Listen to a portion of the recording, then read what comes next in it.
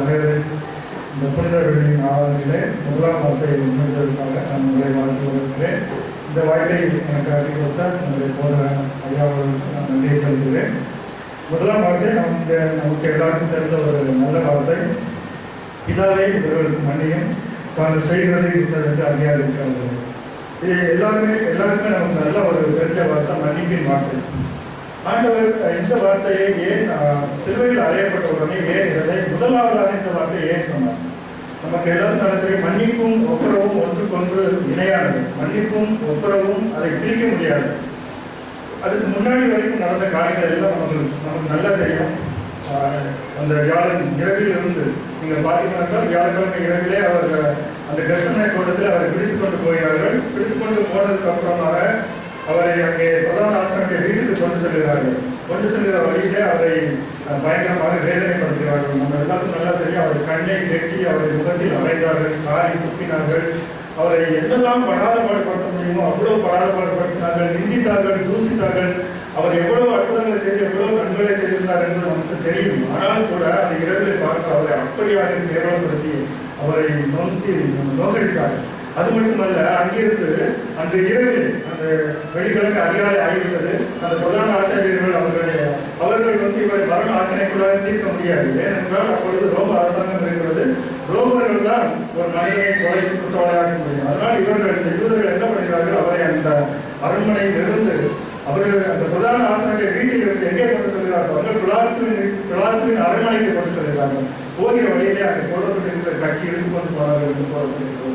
அவர்கள் அந்த ராம்போதனை முடித்த நேரத்திலிருந்து இந்த நேரம் வரைக்கும் பார்த்தீங்கன்னா ஒரே பாடாளப்பட்டுக் கொண்டிருக்கிறார். அப்போ பிலாத்து இவர்களிடம் நான் ஒரு குற்றத்தை காணவில்லை சொல்லிட்டு இவர் கலிலேயாவின் அதிகாரத்துக்கு உட்பட்டவர் என்று கேள்விப்பட்டதால் கலிலேயாவை ஏரோதின் இடத்திலே அனுப்புகிறார்.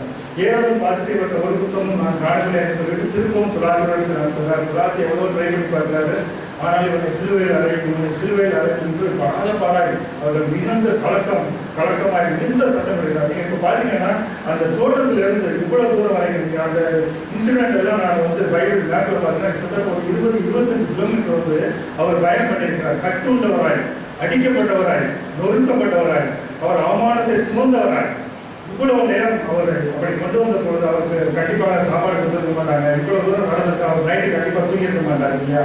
இது எல்லாம் அந்த ராபோதனுக்கு அப்புறம் நடந்து அந்த மதியம் சிலுவையில் அடிக்கிற வரைக்கும் அவருக்கு ஒரு வாய்ப்பு ஒன்றுமே கொடுக்கப்படவில்லை. இப்படிப்பட்ட சூழ்நிலையில் இப்பொழுது அவரை சிலுவையில் அடைந்து விடுகிறார்கள். முதலாவதாக இந்த வார்த்தை அவர் கூறுகிறார், பிதாவை இவர்களுக்கு மன்னியும் தாங்கள் செய்வது இல்லை என்று அறியாதிருக்கிறார்கள். இது நம்மளால் பண்ண முடியுமா? இவ்வளவு நோகடித்த ஒரு மனிதர்களை முதலாவது சிலுவையில் ஏறின உடனே மன்னிக்க முடியுமா? கண்டிப்பாக. ஏனென்றால் அவர் தேவன், அவரால் மன்னிக்க முடியும். அதைத்தான். ஏனென்றால் இது ஒரு மிக முக்கியமான ஒரு காரியம் இருக்கிறது. நாம் மன்னிப்பை உடனடியாக செய்ய வேண்டும். மன்னிப்பை நம்முடைய வாழ்க்கையிலே நாம் அன்றைக்கே செய்ய வேண்டும். மன்னிப்பை நாம் செய்யாவிட்டால் அது போக அது கோபமாக மாறி, கோபம் கசப்பாக மாறி நம்மை அதை கடைசியில் நம்மளை அதை ஒரு சாவுக்கு நேராக தள்ளிவிடும். அது ஆண்டவருக்கு நன்றாக தெரியும். முதல் காரியம் நாம் நம்முடைய வாழ்க்கையில கடைபிடிக்க வேண்டியது மன்னிப்பு. அவர் சொன்ன காரியங்களை எல்லாம் செய்ய காட்டினார். அது என்ன மலைப்பிரசங்கத்தில் அவர் என்ன சொன்னார்? தீமையோடு எதிர்த்து நில்லாதீர்கள் என்று சொன்னார். அதுதான் இந்த மாதிரி இவங்க தீமை பண்ணாங்க, அடிச்சாங்க, வெறுத்தாங்க. ஆனால் அவர் தீமையோடு எதிர்த்து நிற்கவில்லை. வசனம் என்ன சொல்கிறது? அவர் வையப்படும் போது திரும்ப வையாமலும் தன்னை நீதியாய் நியாயம் தீர்க்கிற இடத்துல அப்படியே ஒப்பு கொடுத்து விட்டார் என்று சொல்லி எந்த வார்த்தையும் பதில் பேசலாம். என்ன பண்ணதுக்கு கடைசி வரைக்கும் பதில் பேசலாம். அவர் சொன்னபடி நடந்து காட்டினார். தீமையோடு அவர் எதிர்த்து நிற்கவில்லை. கன்னத்தில் அறந்தவனுக்கு மறுகணத்தை திருப்பிக் கொடுத்தார். தன்னை சமைத்தவர்களை ஆசீர்வதித்தார். அது மட்டுமல்ல, தன்னை நிந்தித்தவர்களுக்காகவும் தன்னை துன்பப்படுத்தினவர்களுக்காகவும் ஜெபம் பண்ணினார். இது அவர் சொன்ன வார்த்தை. அவர் மலை பிரசங்கத்திலே மற்றவர்களுக்கு பிரசங்கமாக சொன்னார். நமக்கு நன்றாக தெரியும். நீங்க யூடியூப்ல எல்லாம் போய் பார்த்தீங்கன்னா அவ்வளோ ஒரு பாடலை போட்டு 10 லட்சம் லைக் போட வரைக்கும் வெயிட் பண்ணிட்டு அதை விளம்பரம் பண்ணுறாங்க. அது மட்டுமல்ல, ஒரு வசனத்தை அவர்கள் ஒரு 10 நிமிடம் அவர்கள் யூடியூப்ல போட்டு பேசிவிட்டு 1 லட்சம் லைக் வந்தோடனே அப்படியே அவர்களை பெருமையடித்துக் கொள்கிறார்கள். ஆனால் நம்முடைய ஆண்டவராகிய இயேசு கிறிஸ்து சொன்னதை அப்படியே வாழ்ந்து காட்டினார். அவர் சொன்னார், உங்களை துன்பப்படுத்துகிறவர்களுக்காகவும் நிந்திக்கிறவர்களுக்காகவும் ஜெபம் பண்ணுங்கள் என்று சொன்னார். அந்த ஜெபம் தான் இந்த முதலாவது வாக்கியம். என்ன ஜெபம் பண்ணினார்? இவ்வளவு துன்பப்படுத்தினவர்களை, இவ்வளவு நிந்தித்தவர்களை அவர் சிறுவையில நம்முடைய பிதாவை நோக்கி ஜெபிக்கிறார். ஆண்டவரே, இவங்களுக்கு ஒன்றுமே தெரியாத ஆண்டவரே, இவர் மன்னிச்சுடும் ஆண்டவர், நம்மளால் இது பண்ண முடியும். ஆனால் ஆண்டவர் இன்னைக்கு மிக முக்கியமாக நம்மிடத்தில் எதிர்பார்ப்பது இந்த மன்னிப்பு தான். ரொம்ப ரொம்ப முக்கியம். ஆண்டவர் இன்று இந்த முதலாவது வசனத்தை தியானிக்கிற நம்மிடத்தில் அவர் எதிர்பார்ப்பது மன்னிப்பை. அவர் மன்னிக்க அழைக்கிறார். நமக்கு எல்லாம் தெரிந்த ஒரு சம்பவம். அதே 12ஆம் அதிகாரத்தில் இந்த வசனத்தை நாம் இந்த சம்பவத்தை நாம் பார்க்க முடியும். அங்கே நீங்கள் பார்த்தீங்க என்றால் ஒரு ராஜா இருக்கிறார். அங்கே ஒரு ஊழியக்காரன், அவர் கீழே இருந்த ஊழியக்காரன் அவரிடத்துல 10,000 தாலந்து கடன் பண்ணியிருந்தாங்க. எவ்வளவு தாலந்து? 10,000 தாலந்து. தாலந்து என்றால் நீங்கள் இன்றைய கணக்குப்படி பார்த்தீங்கன்னா 3,75,000 அளவு வெள்ளிப்பணம் என்று சொல்லப்பட்டிருக்கிறது. ஆங்கில 3,75,000 வெள்ளிப்பணம் கடன் பண்ணியிருந்தாங்க. அவர் பிடித்து, நீ உன் பிள்ளை, உன் கொண்டாடி, உன்னை எல்லாத்தையும் நிறுத்தி என் கடனை அடை என்று அந்த ராஜா சொல்லிவிட்டான். அப்படி என்றால் அவர்கள் எல்லாரும் அடிமையாக வேண்டும். வாழ்க்கைக்குள்ளாக அடிமையாக இருந்து அது கிடைக்கிற பணத்தை கொண்டு வந்து இந்த ராஜாவுக்கு செலுத்தி இந்த கடனை தீர்க்க சொல்லி வேண்டும். வேற வழி கிடையாது. 3,75,000 வெள்ளி பணத்தை எப்படி நான் செலுத்த முடியும்? அவன் கேட்கிறான், ஆண்டவரே கொஞ்சம் டைம் கொடுங்க, நான் இது பண்ணிடுறேன், இந்த கடனை அடைச்சிட்டேன்னு சொன்னோடனே சரி போப்பா விட்டுறேன் சொல்லிட்டு அவனுக்கு கடனே அடைக்க வேண்டாம், மன்னிச்சுறேன் அப்படின்னு சொல்லிட்டு எழுதி கொடுத்து அனுப்பிச்சிட்டான். போற வழியில் என்ன பண்றான் பாரு, அவனுக்கு கீழே ஒரு ஊழியக்காரனா இருந்த கையிலே வெறும் 100 வெள்ளி பணம் இவனுக்கு கடன் பண்ணியிருந்தான். போய் அவனை பிடிச்சி சங்க நெரிச்சு காசை கொடுத்தியா இல்லையான்னு சொல்லிட்டு அவன் போய் சண்டை போடுறான். அது மட்டும் இல்ல, அவனால கொடுக்க முடியல. அவன் கால் அழுந்து கெஞ்சான். இவன் கூட பாருங்க, ராஜாட்ட போய் கெஞ்சன் போல கால் அழுந்து கெஞ்சல. இந்த வேலைக்காரனோ இவனுக்கு அந்த 100 வெள்ளி பணம் கடன் பண்ணியிருந்த பாருங்க, காலை பிடிச்சு கெஞ்சா, ஐயா என்னை விட்டுருங்க, நான் கொஞ்ச நாள் எனக்கு டைம் கொடுங்க, நான் உங்களுக்கு கடன் கேட்கிறேன். நான் விடவில்லை, ஜெயில கொண்டு போட்டான். இப்போ இதே சூழ்நிலை தான் இன்றும் முன்பே நடக்கிறது. ஆண்டவர் நமக்காக சிலுவையிலே அறையப்பட்டு, நம்முடைய பாவங்களுக்காக நொறுக்கப்பட்டு, நமக்கு பாவ மன்னிப்பு நிச்சயத்தை கொண்டு பரலோகத்திலே ஒரு இடத்தை உருவாக்கி கொடுத்தார். அந்த சிலுவையிலே அவர் ரத்தத்தை சிந்த விடையில் நாம் மரணத்துக்கு உட்பட்டு இருக்கும். ஏன்னா பாவம் செய்கிற ஆத்மா சாகும் என்பது நமக்கு தெரியும். நாம் எல்லாரும் பரலோகம் கிடைக்காமல் நரகத்துக்கு சென்றிருக்கிற அவ்வளவு பெரிய ரட்சிப்பை நமக்கு அவர் கொடுத்தார். ஆனால் நாம் நம்முடைய சகோதரருடைய தப்பிதங்களை நாம் மன்னிக்கிறோமா? நாம் யாருமே இன்று நம்முடைய சகோதரருடைய தப்பிதங்களை மன்னிக்கிறதே இல்லை. அது ரொம்ப ஆண்டவருக்கு ஒரு வருத்தமான ஒரு விஷயம். நாம் நம்முடைய சகோதரர்களுடைய தப்பிதங்களை மன்னிக்காமல் அந்த பரமராஜ்யம் நமக்கு கிடைக்காது. ஆண்டவர் நமக்கு மன்னித்து அந்த பரமராஜ்யத்தை கொடுத்திருந்தாலும் நம்முடைய சகோதரருடைய தப்பிதங்களை நாம் மன்னியாமல் போனால் கண்டிப்பாக இந்த பாவ மன்னிப்பு நிச்சயம் கிடையாது என்று வேதம் தெளிவாக சொல்கிறது. அதை நான் ஒரு சில வசனங்களை படித்து நான் பயந்து கொள்ளலாம் என்று ஆசைக்கிறேன். முதலாவது, நம்முடைய காரியங்களிலே நிறைய நேரத்திலே நாம் மனஸ்தாபப்படுகிறது ஒரு தவிர்க்க முடியாது. ஆனாலும் ஆண்டவர் மன்னிக்க வேண்டும் என்று நம்மிடத்தில் கண்டிப்பாக சொல்கிறார். சரி, யார் முதலில் மன்னிப்பது? யார் முதலில் மன்னிப்பது? நமக்கு எல்லாருக்கும் நல்ல ஒரு வசனம் தெரியும். மத்தேயு 5ஆம் அதிகாரத்தில் வசனம் வருகிறது, நீ பலிபீடத்திலே கொண்டு வந்து காணிக்கையை செலுத்த வரும்பொழுது, அந்த காலத்தில் காணிக்கைனா ஆடு மாடுகளை கொண்டு வருவார்கள், புறாவை கொண்டு வருவார்கள், பலிபீடத்தில் பலிகளை கொண்டு வருவார்கள். ஆனால் கூட நம்ம ரூபாயை காணிக்கையாக கொண்டு வருவோம் இல்லையா? பலிபீடத்தில் கொண்டு வந்து காணிக்கை கொண்டு வந்து செலுத்தும் முன்னதாக உன் பேரில் உன் சகோதரனுக்கு குறைகின்றான். அப்படின்னா தப்பு செஞ்சது நான். என் பேரில் என்னுடைய சகோதரனுக்கோ, எனக்கு தெரிஞ்சவனுக்கோ, என்னுடைய நண்பனுக்கோ, என்னுடைய மனைவிக்கோ, என்னுடைய பிள்ளைகளுக்கோ, என்னுடைய ஆழத்தில் இருக்கிறவர்களுக்கோ யாராவது ஒரு பேரிலே நான் தப்பிதான் செய்திருக்கிறேன் என்று நான் அறிந்திருந்தால் காணிக்கையை செலுத்தக்கூடாது. அங்கே வைத்து விட்டு நீ போய் முன்பு உன் சகோதரனுக்கு ஒப்புரவாகி பின்பு காணிக்கை செலுத்துறது வேதம் சொல்லுவோம். இன்னைக்கு ஆண்டவர் இந்த சர்ச்சில் நின்று இங்க யாருக்கையாவது மனஸ்தாபமா இருக்கிறீங்களா? நீங்க வெளியில போய் ஒப்புரவாகிட்டு காணிக்கை செலுத்தணும்னு சொன்னா என்னையும் சேர்த்து எல்லாரும் வெளியே போயிட்டு. ஆனா போன யாரும் திரும்ப உள்ள வர மாட்டேன். ஏன்னா நம்ம யாருக்கையும் ஒப்புரவாக மாட்டோம். ஒப்புரவாகி நம்ம காணிக்கை செலுத்த முடியாது. காணிக்கை செலுத்தணும்னா காணிக்கை கையில சீர காசு தான் இருக்கும். பாஸ்டருக்கு நம்ம காணிக்கை செலுத்த முடியாது, கோயிலை எடுத்து கொடுத்தா போகணும். ஆனால் இது உண்மையான ஒரு நிதர்சனமான உண்மை. காணிக்கையை செலுத்தும் போது சகோதரனுக்கு ஒப்புரவாக வேண்டும் என்பது மிக மிக முக்கியம். நான் கூட ஆலயத்துக்கு வரும்போது யாருக்கையாவது என்னைக்காவது வீட்டிலையும் சரி வெளியிலையும் சரி எங்கேயாவது ஒரு மனஸ்தாபம் மனம் ஊற்றி கொண்டே இருக்கு. நான் எப்படியாவது காசு கடைசியில் என்ன பண்ண ஒரு SMS அனுப்பிச்சுட்டேன், சாரி அப்படின்னு சொல்லி. ஆனால் அது ரொம்ப ரொம்ப முக்கியம். நம் வசனத்தை உள்ளூர ஒரு நாள் எடுத்துக்கொள்வதில்லை. சரி, முதலாவது நாம் தப்பு செய்திருந்தால் நாம் போய் மன்னிப்பு கேட்க வேண்டும் என்று வேதம் சொல்கிறோம். இரண்டாவது பாருங்க, இப்பொழுது தப்பு நான் செய்யவில்லை, என்னுடைய சகோதரன் செய்திருக்கிறான். அப்பொழுது யார் மன்னிப்பு கேட்க வேண்டும்? மத்தேயு 18ஆம் அதிகாரம் 15ஆம் வசனம் எப்படி சொல்கிறது? உன் சகோதரன் உனக்கு விரோதமாய் குற்றம் செய்தான். இப்போ யார் குற்றம் செய்திருக்கா பாருங்க, உங்க சகோதரன் உனக்கு விரோதமாய் குற்றம் செய்திருக்கிறான். அப்பொழுதும் நீ தான் போடணும். நீ அவனிடத்துக்கு போய் அவன் தனிமையா இருக்கும்போது அவனுடைய குற்றத்தை அவனுக்கு உணர்ந்து, அவன் தான் தப்பு செஞ்சிருக்கா தெரியும். ஒரு அதிர்த்து போட்டு எரிகிற செய்கிற எல்லாம் நீ போய் அவன் அமைதியாக போய் அவனுக்கு சாதகமாக பேசி அப்பா தப்பு நடந்துச்சு, எனக்கு ரொம்ப மனமத்தமா இருக்கு, எனக்கு மன்னிச்சிருப்பா. அப்போ இங்க என்ன ஆண்டவர் சொல்ல வருகிறார்? தப்பு நான் செய்திருந்தாலும், நான் தவறிழைக்கப்பட்டவனாக இருந்தாலும், ஆனால் ஒப்புரவாக வேண்டியது யார்? நான்.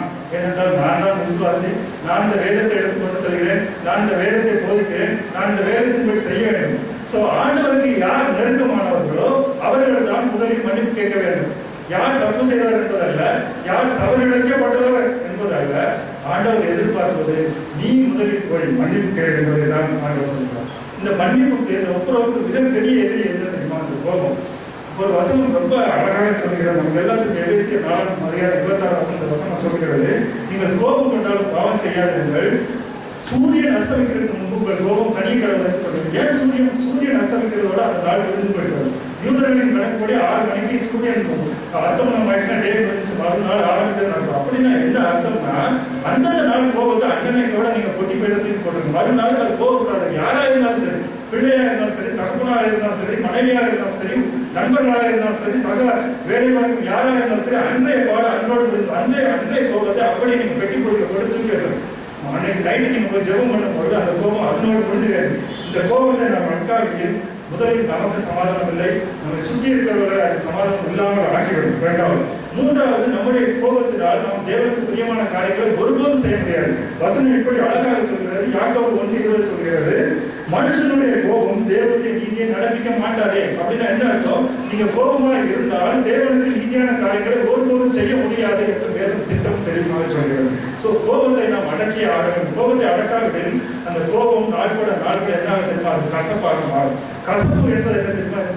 இந்த தண்ணி தேங்கி கிடக்கிற மாதிரி, சாக்கடை தண்ணி தேங்க தேங்க தேங்க அதோட நாற்றங்களும் குருவிகளும் அதிகரித்து கொண்டே இருக்கும். அது உள்ளே இருந்து கொண்டு உங்களை பாழாக்கி கொண்டே இருக்கும். அது ரொம்ப முக்கியம். நீங்க பாத்தீங்களா, இந்த பனிப்பிரதேசம் பாத்தீங்கன்னா சின்ன பனிக்கட்டியா இருக்கும். முதல்ல அந்த கொஞ்ச நாள் ஆக அந்த பனிக்கட்டி சேர்ந்து அப்படியே சேர்ந்து போயிட்டே இருக்கும். மேல பாத்தீங்கன்னா ஒரு சின்ன பனிக்கட்டி தான் வளர்க்குற மாதிரி தெரியும். ஆனா உள்ள பாத்தீங்கன்னா ஒரு 1/2 கிலோமீட்டர் தூரத்துக்கு அந்த பனிக்கட்டி வளர்ந்துட்டே இருக்கும். இங்க இருந்து ஒரு பெரிய கப்பல் வருது பாருங்க. அந்த கப்பல்ல உள்ள வாழ்க்கைக்கு ஏதோ ஒரு சிறுசா வந்து அவர் நினைச்சுக்கிட்டாரு. ஆனா அந்த பனிக்கட்டி உள்ளே உறைந்து உறைந்து உறைந்து அப்படி பெரிதாக ஒரு கல்லாக மாறிவிட்டது அந்த வாழ்க்கைக்கு தெரியாம போய் அந்த கப்பல் அதில் போய் மோதி சிதைந்து அப்படி அந்த கப்பல் கவிழ்ந்து போகிறது. அதில் இருக்கிற சரக்குகள் எல்லாம் கவிழ்ந்து போகிறது. அந்த மனிதன் மடிந்து போகிறான். இப்படித்தான் இந்த கசப்பானதை நாம் விடுத்து விடாவிட்டால் அது நம்முடைய வாழ்க்கையிலே உள்ளே வேறாக இருந்து கொண்டே இருக்கும். இன்னும் ஒரு சிலர் சொல்லுவாங்க, அவர் இப்படி என்ன பேசினார், நான் எப்படி சரியா பதில் அதுக்கு கொடுத்தேன் தெரியுமா அப்படின்னு சொல்லி பெருமையா சொல்லுவாங்க. இந்த கசப்பை கொடுத்து மிகவும் பெருமையா சொல்லிடுவாங்க. ஆனால் வேதம் என்ன சொல்கிறேன், நான் சொல்கிறேன், கவனமாக கேளுங்கள். யாக்கோபு 3:அதிகாரத்திலே வேதம் இப்படி சொல்கிறது, உங்கள் இருதயத்திலே கசப்பான வைராக்கியத்தையும் விரோதத்தையும் வைத்தீர்களானால் நீங்கள் பெருமை பாராட்டுகிறீர்கள் என்று வேதம் சொல்கிறது. சத்தியத்துக்கு விரோதமாய் பொய் சொல்லாதீர்கள். நீங்கள் உள்ளே கசப்பை வைத்துவிட்டு வேதத்திலே வேத கோயிலே வந்து நான் ஆண்டவரிடத்தில் அன்பா இருக்கிறேன் என்று சத்தியத்துக்கு விரோதமாய் பொய் சொல்லாதீர்கள் என்று வேதம் நம்மை பார்த்து எச்சரிக்கிறது. அது மட்டுமல்ல, இப்படிப்பட்ட நான், அதாவது உள்ளே கசப்பை வைத்துக் கொண்டு நம்முடைய பராக்கிரமத்தை அதிகரித்துக் கொண்டிருக்கிறோமே, இப்படிப்பட்ட ஞானமானது பரத்திலிருந்து வருகிற ஞானம் அல்ல. அது எப்படிப்பட்ட ஞானம் பாருங்க, லௌகீக சம்பந்தமானது. அது உலகத்துக்குரிய ஞானம். அது ஜென்ம சுபாவம் ஆதி பாவம். என் தாய் என்னை பாவத்திலே கற்பம் நிறுத்தவர் என்று சொல்லுகிறாங்க. அந்த ஜென்ம சுபாவத்துக்குரிய பாவமானது.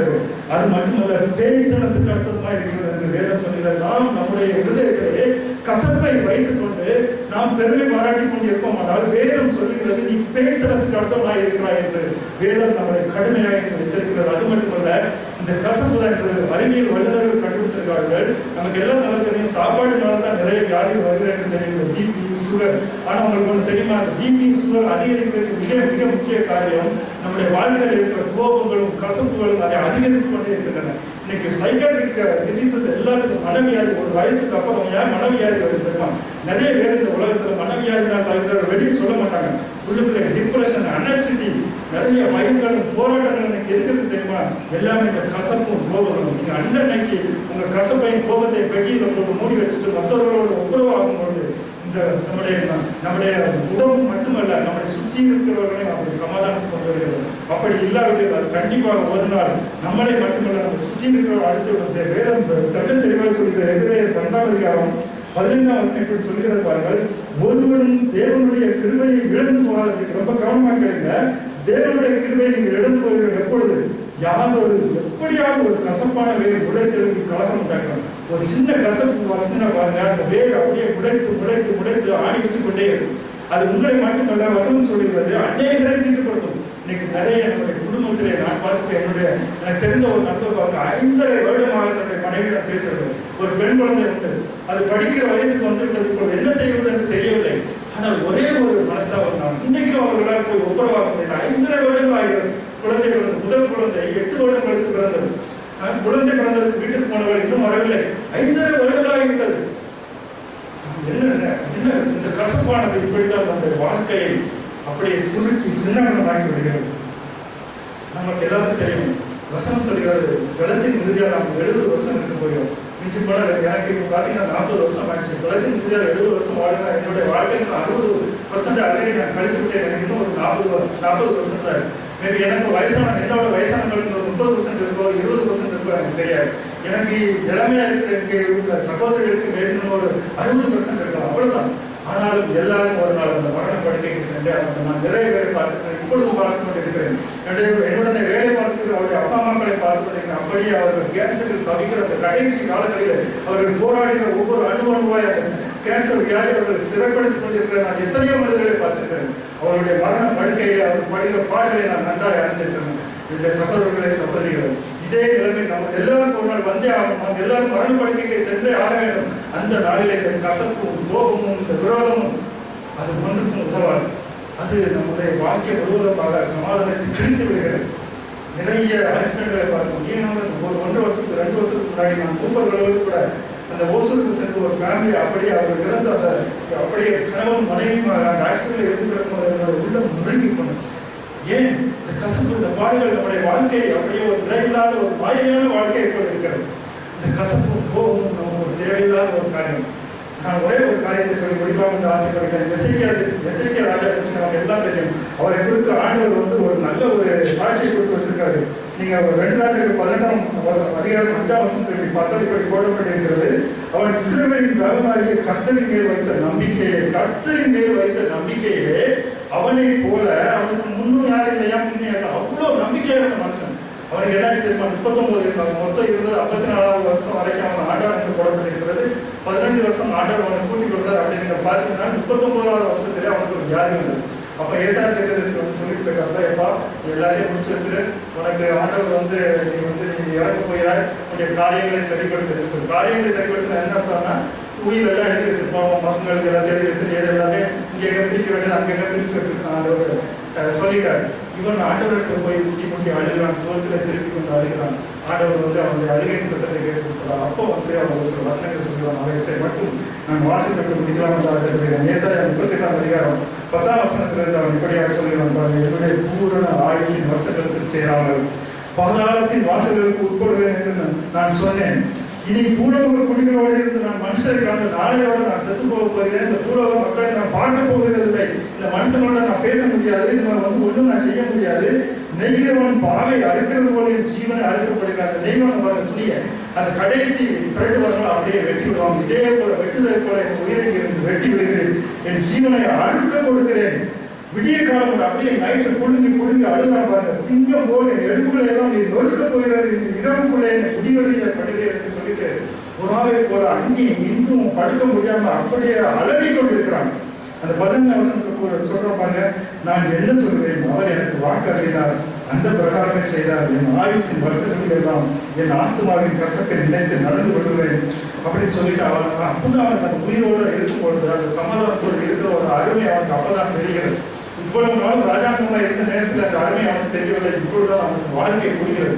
நாம் செத்து போவோம் என்று அறிந்த உடனே வாழ்க்கை புரியுது. உங்களுக்கும் எல்லாருமே அப்படித்தான். நாம் 70 வருஷம் தான் 60 வருஷம் தான் இருக்க போய் அவங்களுக்கு தெரிந்தால் இந்த கசப்பும் கோபமும் ஒன்றுமே இல்லை. எனக்கு அன்பானவர்கள் 14ஆம் வசனத்தில் சொல்றான் பாருங்க, இதோ சமாதானத்துக்கு பதிலாக மகா கசப்பு வந்திருந்தது. என் ஆத்மாவை நேசித்து அழிவின் குளிக்கு விளக்கினேன். என் பாவங்களை எல்லாம் உங்கள் முதுகுக்கு நான் எழுதிவிட்டேன். ஆண்டவர் சிலுவையில் அறைந்து நம்முடைய பாவங்களை எல்லாம் முதுகுக்கு பின்னாடி அவர் எழுந்து விட்டார். ஆனால் நாம் இன்னும் நம்முடைய சகோதரர்களுடைய தப்பிதங்களை நாம் மன்னித்து கோபத்தை அடக்கி நாம் கசப்பை நாம் நம்மை விட்டு விளக்காவிட்டால் என்ன நடக்கும் தெரியுமா? அந்த ராஜா கடைசியாக அந்த ஊழியக்காரனை பிடித்து விட்டார். பிடித்து என்ன பண்ணார் தெரியுமா? அவனை கொண்டு உபாதிக்கிறவர்களுக்கு ஒப்பு கொடுத்தார். உபாதிக்கிறவருக்கு ஒப்பு கொடுத்த ஆண்டவராய் இயேசு என்ன சொல்வார் தெரியுமா? நீங்களும் அவனவன் தன் சகோதரர் செய்த தப்பிதங்களை மனப்பூர்வமாய் மன்னிக்காவிடில் என் பரமபிதாவும் உங்களுக்கு இப்படியே செய்வார். அவனுக்கு என்ன செஞ்சாங்க? உபாதிக்கிறவருக்கு ஒப்பு கொடுத்தார். அப்படின்னா பாதாளத்தில் கொண்டு போய் கொடுத்தான், ஜெயில போட்டு அங்கே போட்டு அட்டி பீட் பண்ற கொடுத்தான். நீங்களும் உங்களுடைய சகோதரருடைய தப்பிதங்களை மன்னிக்காவிடில் நம்முடைய ஆண்டவரும் இதே காரியங்களை நமக்கு செய்வோம். மன்னிப்பு மிக மகத்துவமான ஆண்டவராய் இயேசு கிறிஸ்து சிலுவையிலே முதலில் நமக்கு கொடுத்தது மன்னிப்பு. அதன் மூலமாக பரலோகத்துக்கு நமக்கு வழி உண்டாக்கினார். அந்த வழியை நாம் அழைத்துக் கொண்டிருக்கிறோம். ஆண்டவராய் இயேசு கிறிஸ்து நம்முடைய மனதிலே பேசி இன்று நமக்கு மத்தியிலே இருக்கிற கசப்புகளை, விரோதங்களை, கோபங்களை நீக்கி நல்ல ஒரு சமாதான சந்தோஷத்தை தந்தருவார்கள் என்று நாம் அனைவரும் பலகளை தாழ்த்தி தெரிவிப்போம்.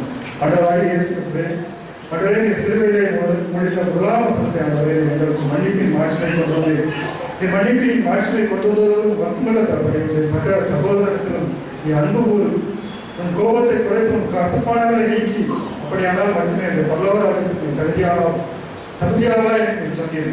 அதுவரை நாங்கள் எங்களுடைய கண்களில் இருக்க மிகப்பெரிய முத்திரத்தை, அவ்வளவு பெரிய பீமாகிய பாவத்தை நாங்கள் உணராமல் என்னுடைய சகோதரன் கண்ணில் இருக்கிற தூசியை நான் தினமும் பார்த்து கொண்டிருக்கிறார்கள்.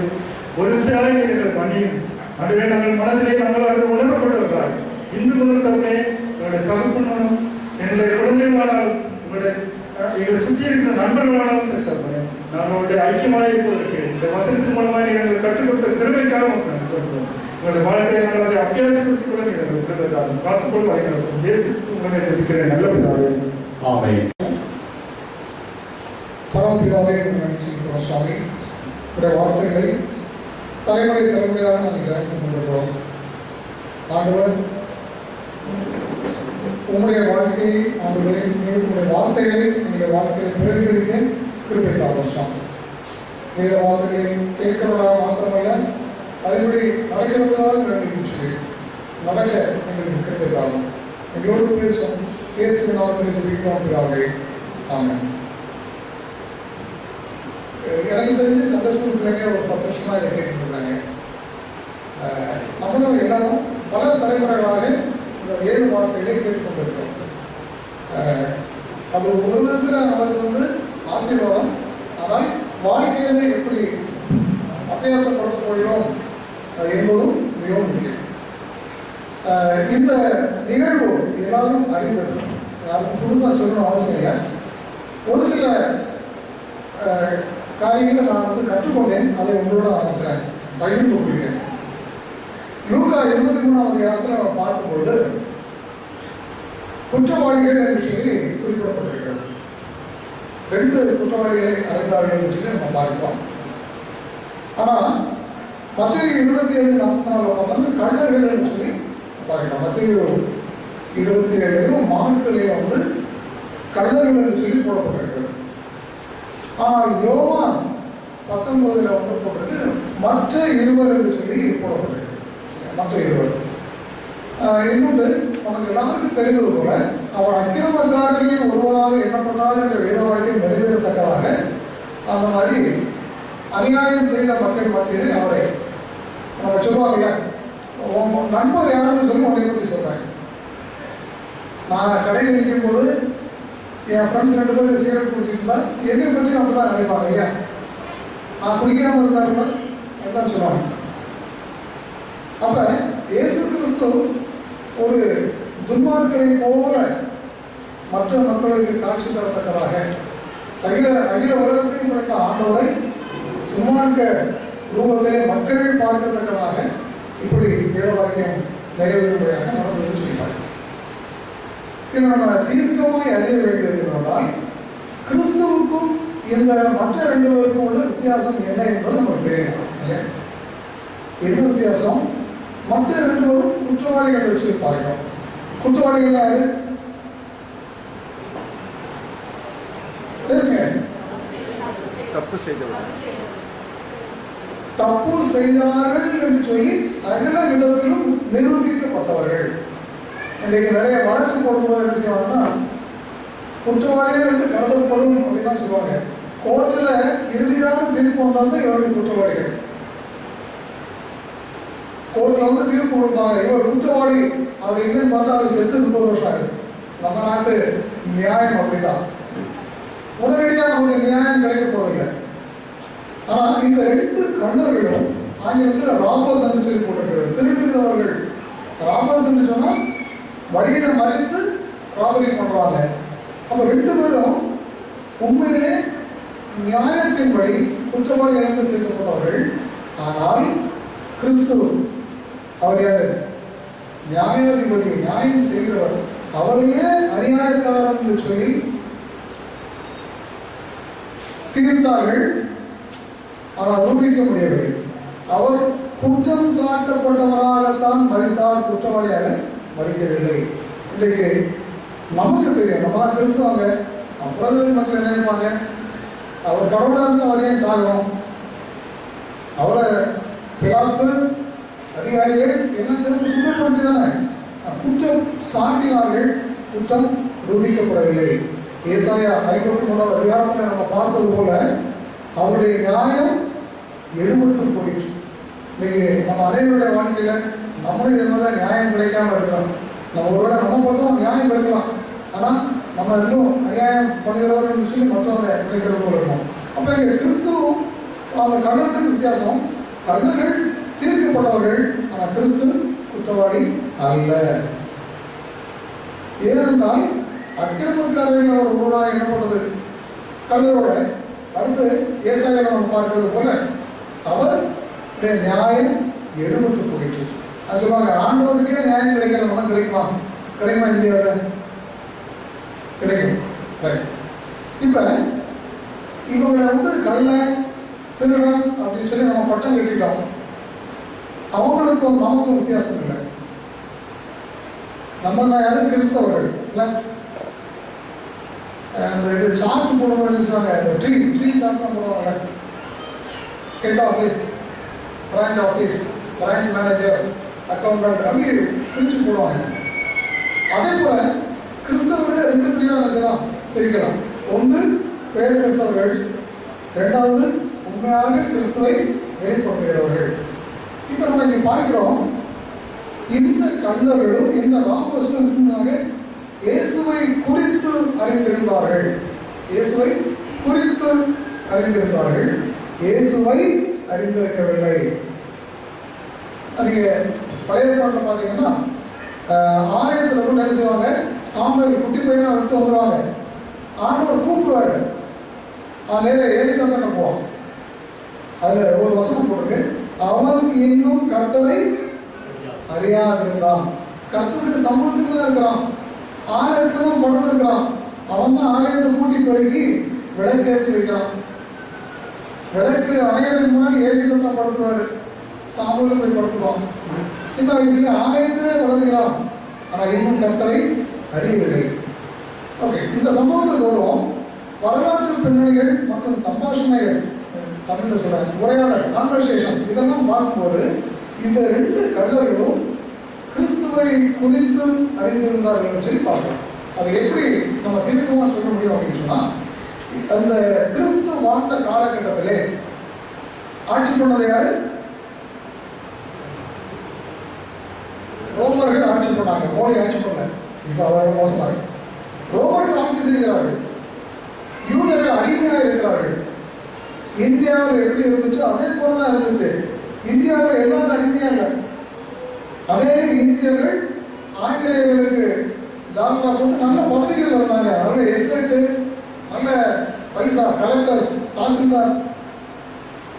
ஒரு பக்கம் இந்தியர்கள், அதே போல யூதர்கள் பொதுமக்கள் சஃபர் பண்ணாங்க. ஆசாரியர்கள், லேவியர்கள்லாம் ரோமன் பேரரசுக்கு ஜால்ரா போட்டு தன்னுடைய பதவியை தக்க வைத்துக் கொண்டார்கள். அப்பொழுது அங்கு ஒரு விடுதலை இயக்கம் பொறுத்துவிட்டு இருக்கிறது. யூதர்களுக்கு என்ன எதிர்பார்ப்பு வந்துச்சு? மேசியா வருவார், கிறிஸ்து வருவார், தூக்கத்தை கலைப்பார்.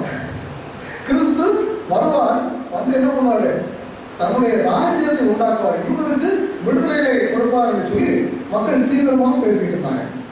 அதே சமயத்துல என்ன நடந்துச்சு? இயேசு கிறிஸ்து வாலிபராக இருக்கும்போது இலங்கையில ஒரு படம் இருந்துச்சு. என்ன படம்? விடுதலை புலிகள், மக்களுக்கு விடுதலை கொடுக்கணும்னு சொல்லி போராடினாங்க. இந்திய தேசத்திலையும் அநேகர் போராடி தான் இருந்தாங்க, பிரிட்டிஷ்ல இருந்து அவங்க விடுதலை வாங்கி கொடுத்தாங்க. அதே போல அவங்க யூதர்களுக்கு மத்தியில நிறைய விடுதலை போராளிகள் இருந்தாங்க. ஒரு குரூப் பேர் வந்து ஜியாலர்ஸ். இவர்களோட எண்ணம் என்னன்னு சொன்னா, ஆயுதங்களை கொண்டு ரோமர்களை மேற்கொண்டு என்ன செய்யலாம், அந்த யூத ராஜ்யத்தை கட்ட வேண்டும் அப்படின்னு சொல்லி. அதுக்கடுத்து சிக்காரி அப்படின்னு ஒரு குரூப் இருந்தாங்க. சிக்காரி இந்த குரூப் என்ன பண்ணாங்க அப்படின்னு சொன்னா, கொலைகாரர்கள், இப்போ இன்றைக்கு மனித வடிவம் வைக்கிறாங்கல்ல, அதே போல இவங்க வந்து எப்பவுமே ஒரு பெரிய வாளோட இருப்பாங்க. அந்த ரோம பேரரசுக்கு சப்போர்ட் பண்றவங்களையும் ரோம பேரரசு உள்ளவங்க ஆபீசர்ஸ் கூட்டத்தோட கூட்டமாக கலந்து கமாலில் கொண்டுட்டு போயிடுவாங்க. சிக்காரி இது போன்ற பெரிய இயக்கங்கள் இருந்தது. யூதாஸ் காரியத்தில் கூட இந்த சிக்காரி அப்படிங்கிற ஒரு குரூப்பை சேர்ந்தவர் தான் சொல்றாங்க. அப்ப என்னாச்சு, இயேசு கிறிஸ்து பிரபல்யமானவராக காணப்பட்டார். 3 வருஷம் அவர் தன்னுடைய செய்திகளெல்லாம் வெளிப்படுத்தி அவர் என்ன செய்யறாரு, வந்துட்டு இருக்கும்போது என்ன பண்றாரு, மக்கள் வந்து திரள் கூட்டமாக ஒரு பின்னாடி போறாங்க. இதை பார்த்தோன்னா யாருக்கு பயம் வந்துச்சு, ஆசாரியர்களுக்கு பயம் வந்துச்சு. இவரை பார்த்தா ஆட்சியை பிடித்துக் கொண்டவர் போல இருக்கிறது. மக்கள் எல்லாம் திரளாக போகிறார்களே, இயேசுவை கைது பண்ணணும்னு சொல்லி நினைக்கும் போது கூட ஜனங்களுக்கு பயந்திருந்தார்கள். அப்படின்னா இயேசுக்கு எவ்வளவு கூட்டம், ஏன்னா ராகுல் காந்திக்கு வந்தா கூட்டம் கூட்டமாக போனாங்க. ஒரு நாள் கூட்டம் கூட்டமாக போனாங்க. அதில் ஒரு வாய்ப்பு கூட பார்க்குறோம், யோவான் 4:15 பார்க்கிறோம், இயேசுவை ராஜாவாக மக்கள் விரும்பினார்கள். அப்ப என்ன ஆச்சு, அந்த ஆசாரியரும் ரோமர்களும் இயேசு கிறிஸ்துவை ஒரு புரட்சியாளராக பார்த்தாங்க. நாம எதிர்பார்த்து கொண்டிருக்கிற மேசியா வந்துட்டாருன்னு சொல்லி பாதி பேர் நம்பினாங்க. ஆவிக்குரிய விடுதலை என்று சொல்லி அவங்க நினைக்கல, உலக பிரகாரமான விடுதலையை தரக்கூடியவர் தான் மேசியான்னு சொல்லி நினைச்சாங்க. அவங்களுடைய பார்வையில், இன்னொருடைய பார்வையில் இயேசு கிறிஸ்து ஒரு ஸ்பிரிச்சுவல் மேனாக, ஒரு ஆவிக்குரிய ஒரு விடுதலை கொடுக்கிறவனாக அவங்க யோசிக்கல. தாவீது மற்ற ராஜாக்கள் ஆட்சி செய்தது போல ஆட்சி பண்ணுவார் அந்த உலகத்தில் என்று சொல்லி நம்பினார்கள். ஆனால் இயேசு கிறிஸ்து என்ன பண்ணாரு, அவர்கள் தங்களை ராஜாவாக மனதுள்ளவர்களாக இருந்ததால் ஆண்டவர் போனாரு, மறைஞ்சு போயிட்டார். இப்பதான் ஒரு பிரச்சனை நடக்குது. என்ன பிரச்சனை நடக்குது, யூதாஸ் என்ன பண்றான், அவனும் வந்து இயேசு கிறிஸ்து ஒரு புரட்சியாளர் சொல்லி இயேசுவை கூட வந்து சேர்ந்ததான். அவன் நினைச்சது நடக்கல. என்னுடைய ராஜ்யம் பூமிக்குரியது அல்லன்னு சொன்னா அவன் பார்த்தான், இந்த கம்பெனியை வந்து ரிசைன் பண்ணி போயிட்டோம். இது நமக்கு நினைச்சது நடக்கலன்னு சொல்லி. இவ்வளவு கதை ஏன்னு சொன்னா, இந்த கள்ளர்கள் அதே சமாதான கட்டத்திலே இருந்ததனால அவர்களை ஆண்டவரை பற்றி அறிந்திருந்தார்கள். ஒரு நீங்க பேஸ்புக் வாட்ஸ்அப் இருக்கு, பேப்பர்ல பார்க்குறோம் யார் லீடர் யார் என்ன பண்றாங்கன்னு சொல்லி. அந்த காலத்தில் அப்படி இல்லை. ஆனா கலிலேயா முழுவதும் சுற்றித்திருந்தார், யூதேயா முழுவதும் சுற்றித்திருந்தார். இயேசுவை கேள்விப்பட்டிருந்தார்கள். குணமாக்கிறவர்களும் பார்த்தார்கள், அரசியல் ரீதியாக விடுதலை தருகிறவர்களும் பார்த்தாங்க. அது நடக்கணும்னு சொல்லி தான் யூதாஸ் போனோம். இது எல்லாம் வந்து இவர்களுக்கு தெரிந்திருந்தது. ஏன் இவர்களுக்கு தெரிந்திருந்ததுன்னு சொன்னால், நம்ம இன்றைக்கு பார்த்த வேத வசனத்துல ஒரு சில காரியங்களை நம்ம பார்த்தோம்னால் உண்மையாக இயேசுவை பற்றி கேள்விப்பட்டிருந்தார்கள் என்று சொல்லி என்ன பார்க்க முடியும். அந்த இயேசுவை பற்றி கேள்விப்பட்டிருந்தாங்க 2 பேரும். ஆனால் ஒருத்தர் இயேசுவை அறிந்து கொண்டார், இன்னொருத்தர் அறியாமலே போயிட்டார். இப்ப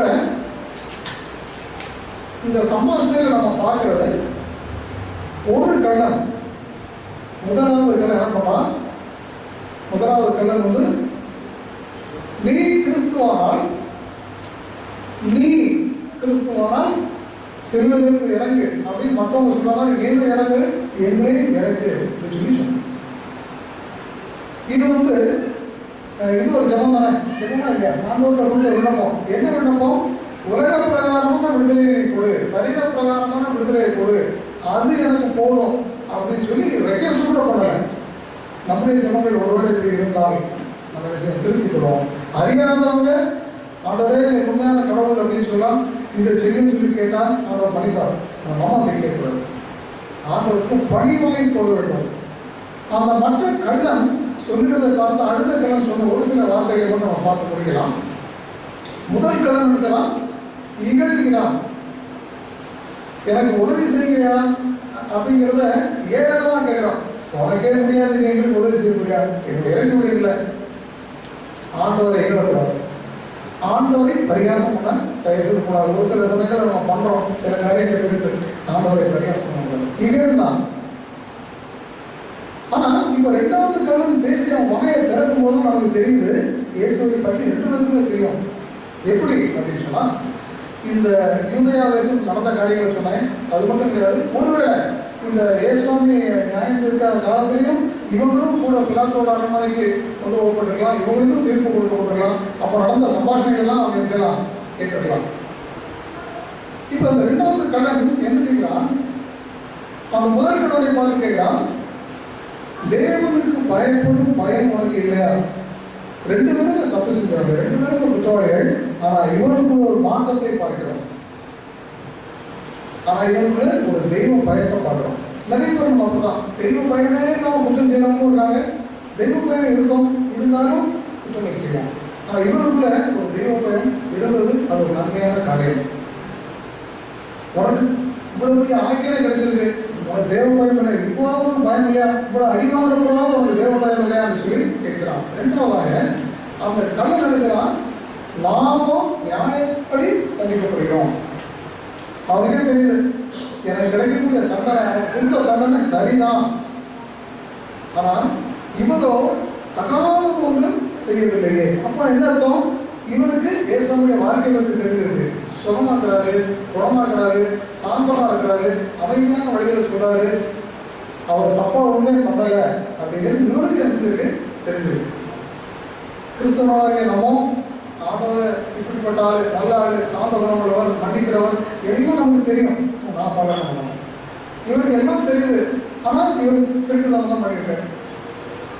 ஆனால் இப்பொழுது ஒரு தெய்வம் போய் பார்க்கிறோம். இரண்டாவது, நாம் பாதை என்கிற ஒரு காரியத்தை நாம் நியாயப்படி தண்டிக்கப்பட்டிருக்கிறோம் சொல்லி தன்னை உணர்கிறான். நம்மளை நாமே உணராம அதை வகிப்போம். என் முதல்ல பெரிய டிவிஷன் இருக்கும், அடுத்த சின்ன ஒரு கோடு இருக்கும், அதை நம்ம குறையாக பார்ப்போம். ஏன் குறை எனக்கு தெரியாது.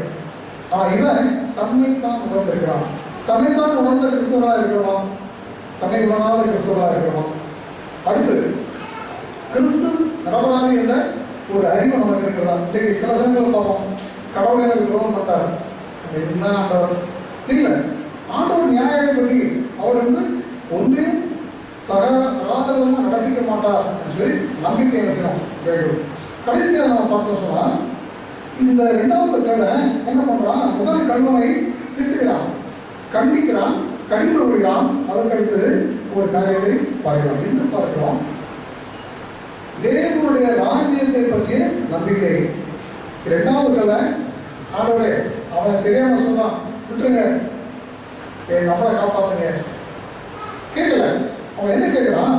தேவனுடைய ராஜ்யத்தை பற்றிய ஒரு நம்பிக்கை அவர்களை பிறக்கிறதை பார்க்கிறோம். தெரிஞ்சு போச்சு, எனக்கு சாவுதான். ஆனா ஒரு தேவனுடைய ராஜ்யம் இருக்கிறது. அவன் வேதத்தை பார்க்கிறோம். முதலாவது தேவனுடைய ராஜ்யத்தையும் அவருடைய நீதியும் தேடுங்கள். அப்கோர்ஸ் இந்த உலகத்துல சில காரியங்கள் நமக்கு தேவைப்படுது, படிப்பு, பணம், வீடு. ஆனா நம்முடைய நாட்டம், நம்முடைய தேட்டம் தேவனுடைய ராஜ்யமா இருக்கிறதா? ஏன்னா இதோட நம்முடைய வாழ்க்கை முடிஞ்சு போகுது. இன்னொரு வாழ்க்கை இருக்கிறது. அந்த வாழ்க்கை தேவனுடைய ராஜ்யத்துல நான் இருக்கணும்னு அவசியம் ஆசைப்பட்டான். நம்முடைய காலங்களில் குறுகினதுன்னு சொல்லி சகோதரர் சொன்னாங்க. வேதத்துல தான் பார்க்கிறோம். தெய்கிற நாடாவை போல, நிழலை போல, பூவை போல, புல்லை போல குறுகினதா இருக்கு. எப்போ வரும் எப்போ போகும் தெரியாது ஜீவன்.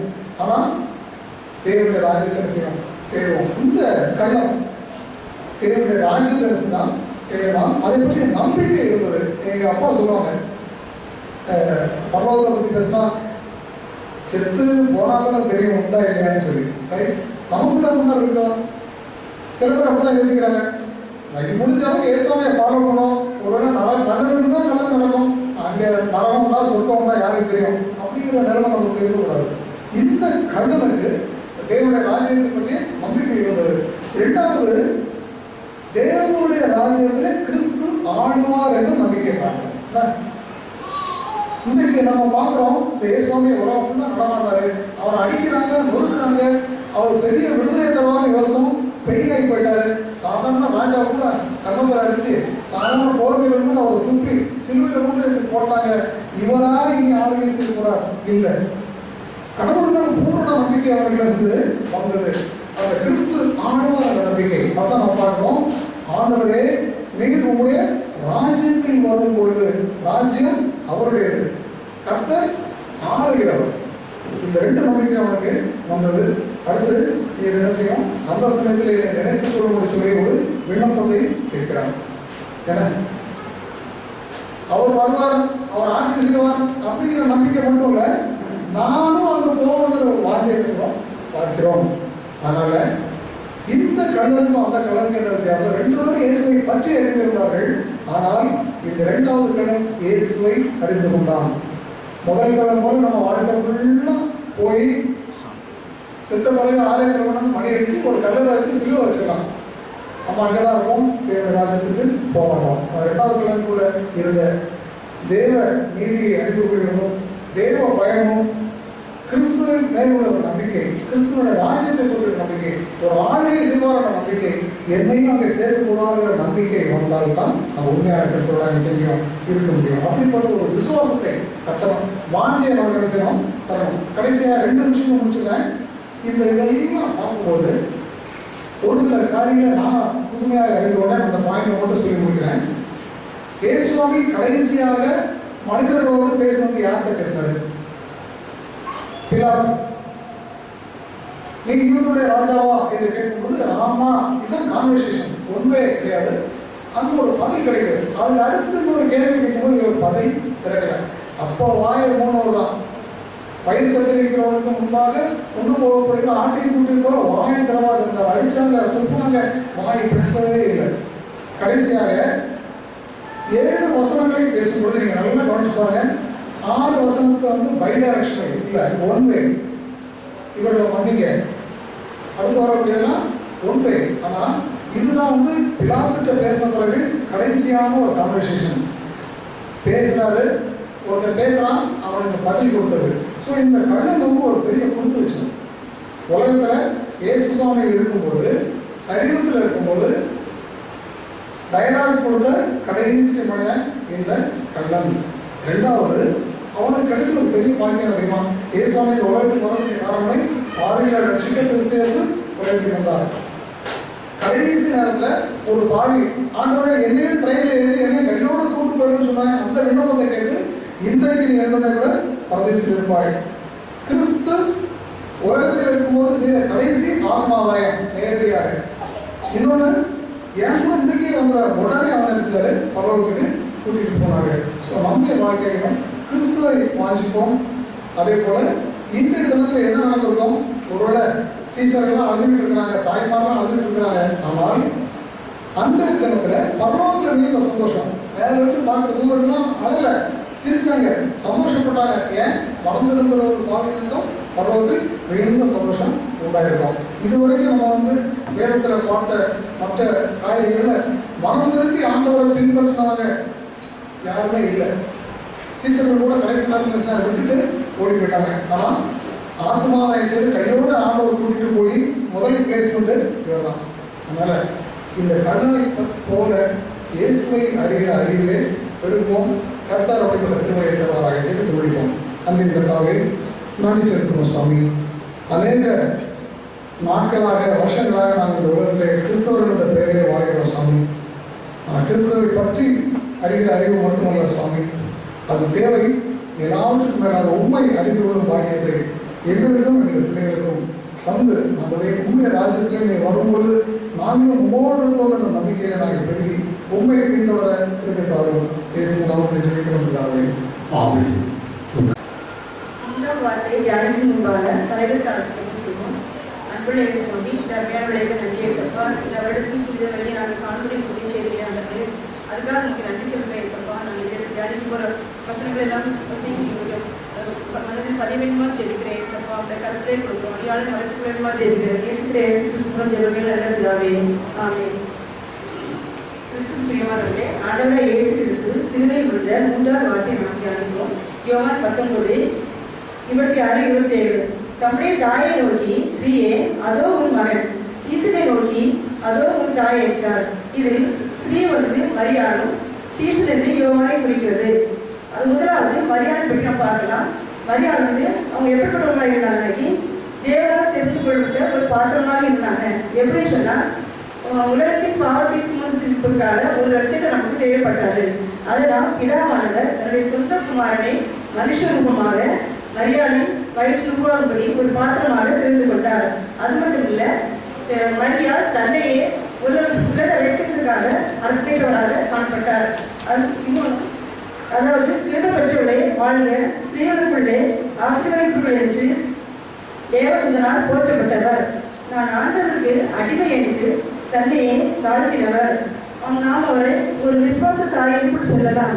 எப்படி எனில் ஆபிரகாமை ஆண்டவர் பார்த்து சொன்னார், நீ பிரகார ஜாதிக்கு தகப்பனாக என்று சொல்லும்போது அவர் விசுவாசித்தார்.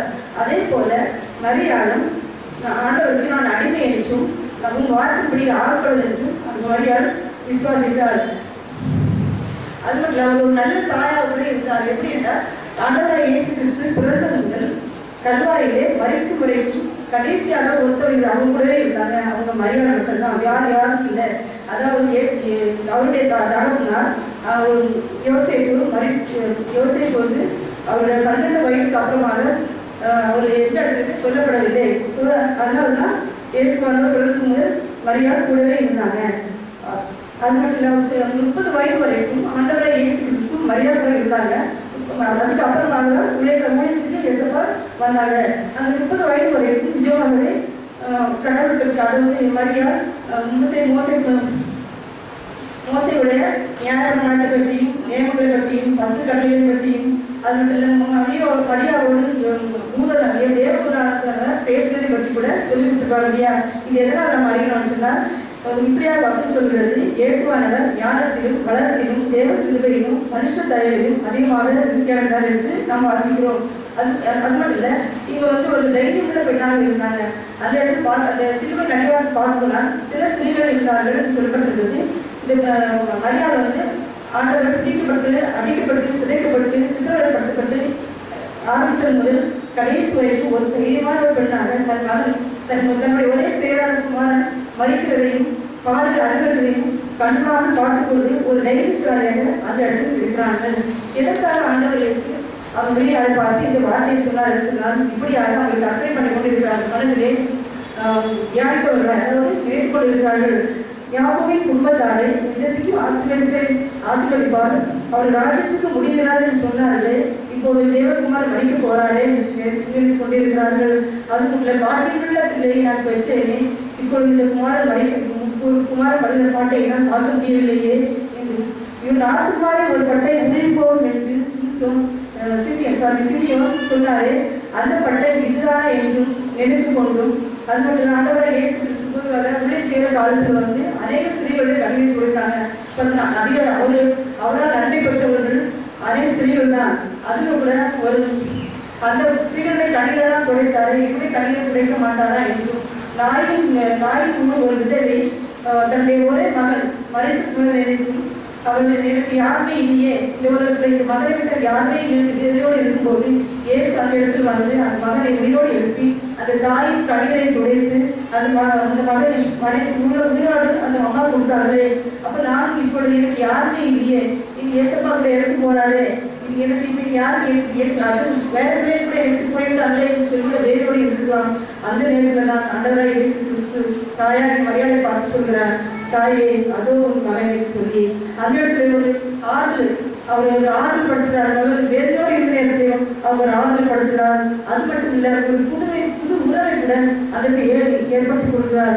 அது மட்டும் இல்லை, உன் தகப்பனையும் உன் தாயை கர்மமாய என்று சொன்ன அந்த கற்பனை கூட அவர் நிறைவேற்றுவதாக ஒரு முன்மாதிரியாக நாம் நம்முடைய நம் பெற்றோர்களை பராமரிக்கிற பொறுப்பையும் நாம் அவர்கள் கீழ்ப்பு நடக்க வேண்டிய பொறுப்பையும் அவர் கொடுத்து நமக்கு ஒரு முன்மாதிரியை உலகத்தில் வைத்து போகிறார்.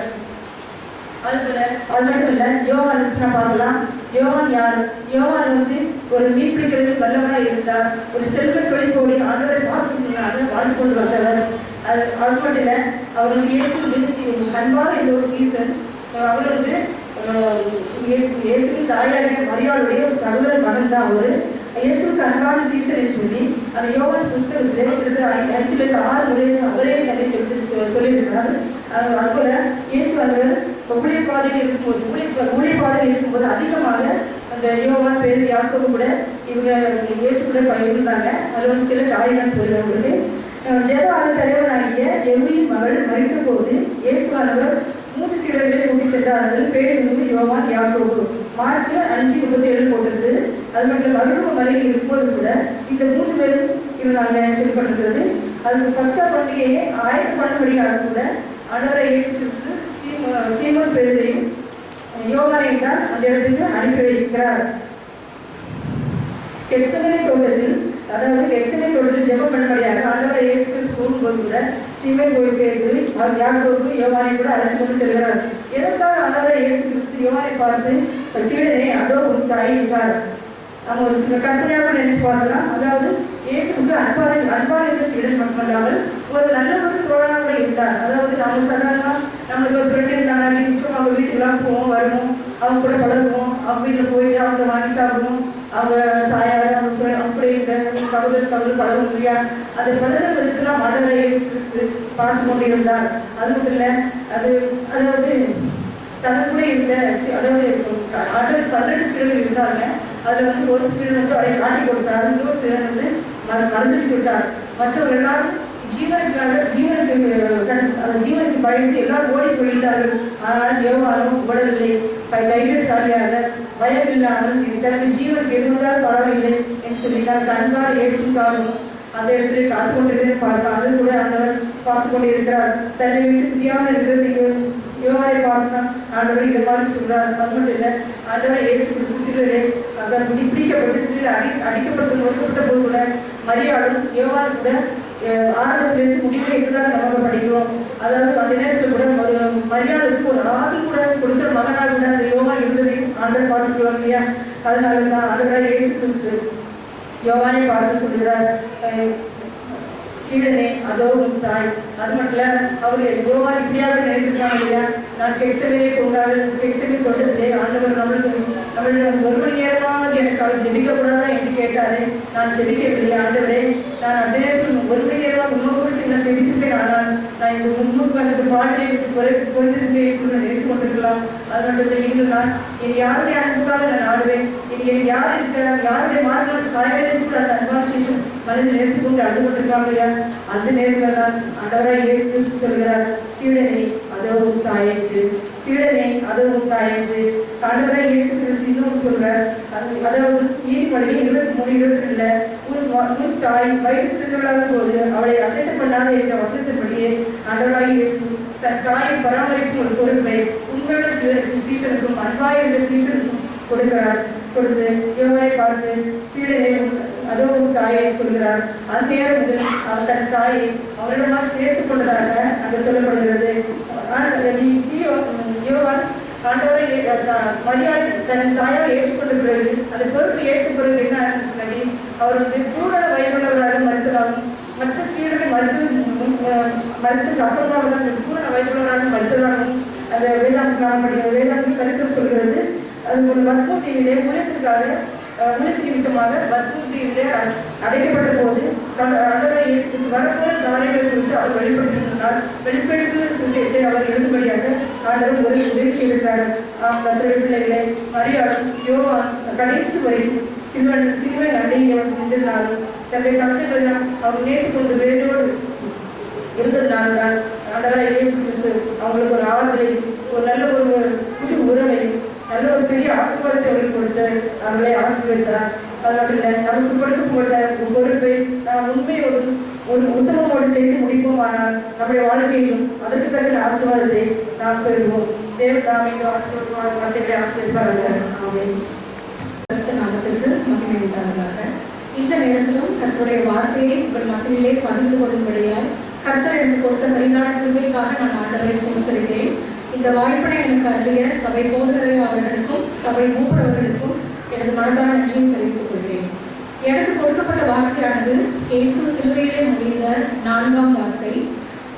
இந்த வார்த்தை 2 இடங்களில் கொடுக்கப்பட்டுள்ளது. ஒன்று மத்தேயு 27:46 வசனத்துல, இன்னொன்று மார்க்கு 15ஆம் அதிகாரம் 34ஆம் வசனம். 2 சுவிசேஷ புஸ்தகத்தில் இருக்கிறத நம்ம பார்க்கிறோம். சங்கீதம் 22ஆம் அதிகாரம், அந்த அதிகார தொடக்கத்திலேயே இயேசு சிலுவையில் முடிந்த 4ஆம் வார்த்தை தான் கொடுக்கப்பட்டிருக்கு. 9ஆம் மணி நேரத்தில் இயேசு ஏலி ஏலி லாமா சபக்தானி என்று மிகுந்த சத்தமிட்டு கூப்பிட்டார். அதற்கு என் தேவனே என் தேவனே ஏன் என்னை கைவிட்டீர் என்று அர்த்தமாகும். என் தேவனே என் தேவனே ஏன் என்னை கைவிட்டீர். ஒரு கேள்வி, நாம் இரட்சகராகிய இயேசு கிறிஸ்து பிதாவாகிய தேவனால் கைவிடப்பட்டாரா? நம் இரட்சகராகிய இயேசு கிறிஸ்து பிதாவாகிய தேவனால் சிலுவையிலே கைவிடப்பட்டாரா? கைவிடப்பட்டார்னு சொல்றவங்க கரங்களை உயர்த்திட்டாங்க. ஆம், நம் இரட்சகராகிய இயேசு கிறிஸ்து அந்த நேரத்திலே பிதாவாகிய தேவனால் கைவிடப்பட்டார். நம் தேவன் கைவிடுகிற தேவனா? நம் தேவன் ஒருபோதும் கைவிடுகிற தேவன் அல்ல. நமக்கு எல்லாத்துக்கும் வேதத்துல தெரிஞ்ச ஒரு வசனம் இருக்கு, நான் உன்னை விட்டு விலகுவதும் இல்லை, உன்னை கைவிடுவதும் இல்லை. எல்லா கிறிஸ்தவர்கள் வீடுகளிலும் இருக்கக்கூடிய ஒரு வசனம், நான் உன்னை விட்டு விலகுவதும் இல்லை, உன்னை கைவிடுவதும் இல்லை. இந்த வசனத்தை கேட்கும் போதே எல்லாத்துக்கும் ஒரு பெரிய உற்சாகம். என் கூட இயேசுவா இருக்காங்க, என் கூட தேவன் இருக்காங்க, என்னை கைவிடாத தேவன் என் கூட இருக்காங்க. நம்ம எல்லாரும் ஒரு மகிழ்ச்சியில இருக்கோம். ஆனா அந்த வசனத்தை நாம உரிமையாக்குறதுக்கு நம்ம தகுதி உள்ளவர்களா இருக்கிறோமோ நம்மளே யோசிச்சு பார்க்கலாம். நம்ம தேவன் நம்ம கூட இருக்கணும்னா நமக்கு சில குணாதிசயங்கள் வேணும். அப்பதான் தேவன் நம்ம கூட இருக்காங்கன்னு நம்ம தைரியமா சொல்ல முடியும். பாவம் எந்த இடத்துல இருக்குதோ அந்த இடத்துல தேவன் கிரியை செய்யவே முடியாது. நம்முடைய வாழ்க்கையில் பாவம் இருக்குமானால் நம் ஆண்டவர் அவருடைய பிரசன்னத்தை நம்மளால உணரவே முடியாது. ஒருவேளை நம்ம வார வாரம் சர்ச்சுக்கு வரவங்களா இருக்கலாம், ஒருவேளை நமக்கு கிறிஸ்தவ பெயர்களை நம் பெற்றோர்கள் நமக்கு சூட்டி இருக்கலாம். எப்படி இருந்தாலும் பாவம் இருள், அந்த இருள் நம்ம வாழ்க்கையில் இருக்கும்போது நம்மளால் நம்முடைய ஆண்டவருடைய பிரசன்னத்தை உணர்ந்து கொள்ளவே முடியாது. நான் ஏசப்பா கைவிடப்பட்ட நிலைமையில இருந்தாலும் நான் சொல்றதுக்கு 2 பிரதான காரணங்கள் உண்டு. ஒன்று, அவர் அனுபவிச்ச சரீர பிரகாரமான பாடுகள். ஏசப்பா சிலுவையில் அறையும் போது அவருக்கு பிசிக்கல் பெயின், அவருக்கு நிறைய பிசிக்கல் பெயின் நம்ம பார்க்கிறோம். 2வது, அவர் அனுபவிச்ச ஸ்பிரிச்சுவல் சஃபரிங், அவர் ஆத்மாவிலே கலங்கி நின்றார், வியாகுலம் அடைந்தார் நம்ம பார்க்கிறோம். நம்ம முதலாவது பார்க்க போறது இயேசு கிறிஸ்து அனுபவித்த சரீர பிரகாரமான பாடுகள். அவர் அனுபவித்த சரீர பிரகாரமான பாடுகள் நம்ம பார்க்கணும்னா மத்தேயு எழுதின மத்தேயு 27ஆம் அதிகாரம் 28ஆம் வசனம் முதல் 44ஆம் வசனம் வரை அந்த ஒவ்வொரு வசனமா நம்ம வாசிச்சோம்னா அவர் அனுபவிச்ச ஒவ்வொரு பாடுகள் நம்ம நினைவுக்கு வரும். 28ஆம் வசனத்துல அவர் வஸ்திரங்களை கழற்றி பார்க்கணும். எல்லாரும் முன்னாடியோ அனைவருக்கு முன்பாகவோ அவர் வஸ்திரங்களை கழற்றி அவர் அவமானப்படுத்துறாங்க. 29ஆம் வசனம், யாராவது ஒருவர் 29ஆம் வசனத்தை வாசிங்க. மத்தேயு 27:29. அவர் சிரசின் மேல் வைத்து அவர் வலது கையில் ஒரு கோலை கொடுத்து அவர் முன்பாக பிரமாணப்படியிட்டு, யூதருடைய ராஜாவே வாழ்க என்று அவரை பரியாசம் பண்ணினார். யூதருடைய ராஜாவே வாழ்க என்று அவரை பரியாசம் பண்ணாங்க. அவங்க பரியாசம் பண்றாங்க. 30ஆம் வசனத்தை பார்த்தோம்னா அவர் மேல் துப்பி, அதுக்கு முதல் வசத்துல அவர் கையில எந்த கோலை கொடுக்குறாங்களோ அதே கோலால அவரோட சிரஸ்ல ஓங்கி அடிக்கிறாங்க. அவர் துன்புறுத்தப்பட்டார், அவமானப்படுத்தப்பட்டார், நிந்திக்கப்பட்டார், கசப்பு கலந்த காடி அவருக்கு குடிக்க கொடுத்தாங்க. 35ஆம் வசனத்துல பார்த்தோம்னா அவர்கள் சீட்டு போட்டு அவருடைய வஸ்திரங்களை பங்கிட்டு கொண்டார்கள் பார்ப்போம். இது எல்லாமே நம் இயேசு கிறிஸ்து அனுபவித்த சரீர பிரகாரமான பாடுகள். இதோட இருக்கிற அவர் கூட இருந்த கண்ணர்கள் கூட அவர் என்ன பண்ணாங்க, நிந்திக்கிறாங்க. 44ஆம் வசனத்துல அவருடைய கூட சிலுவையில் அறையப்பட்ட கண்ணரும் அந்தபடியே அவரை நிந்தித்தார்கள் பார்ப்போம். இப்பேற்பட்ட சரீர பிரகாரமான வேதனைகளை நம் ஆண்டவராகிய இயேசு கிறிஸ்து உங்களுக்காகவும் எனக்காகவும் சிலுவையிலே அனுபவித்தார். அடுத்தது அவர் கைவிடப்பட்ட நிலைமையில் இருக்கிற 2வது காரணம் என்னன்னா அவர் அனுபவித்த எமோஷனல் பெயின்ஸ், அவரோட ஸ்பிரிச்சுவல் சஃபரிங், ஆத்மாவில் கலங்கி நின்றாருன்னு பார்க்கணும். எதனால அவருக்கு இந்த பாடு, எதனால அவர் ஆத்மாவில் கலங்கி நின்றாருன்னா அவருக்கு அந்த ஒரு கண நேரம் தன் அருமை பிதாவுடைய தரிசனம் மறைக்கப்படுகிறது. ஏன் மறைக்கப்படுதுன்னா இந்த முழு உலகத்தோட பாவமும் ஒரு பாவம் அறியாத இயேசு கிறிஸ்து மேல சுமத்தப்படுகிறதுனால அந்த இடத்துல பிதாவுடைய முகம் அந்த இடத்துல மறைக்கப்படுகிறத நம்ம பார்க்கிறோம்.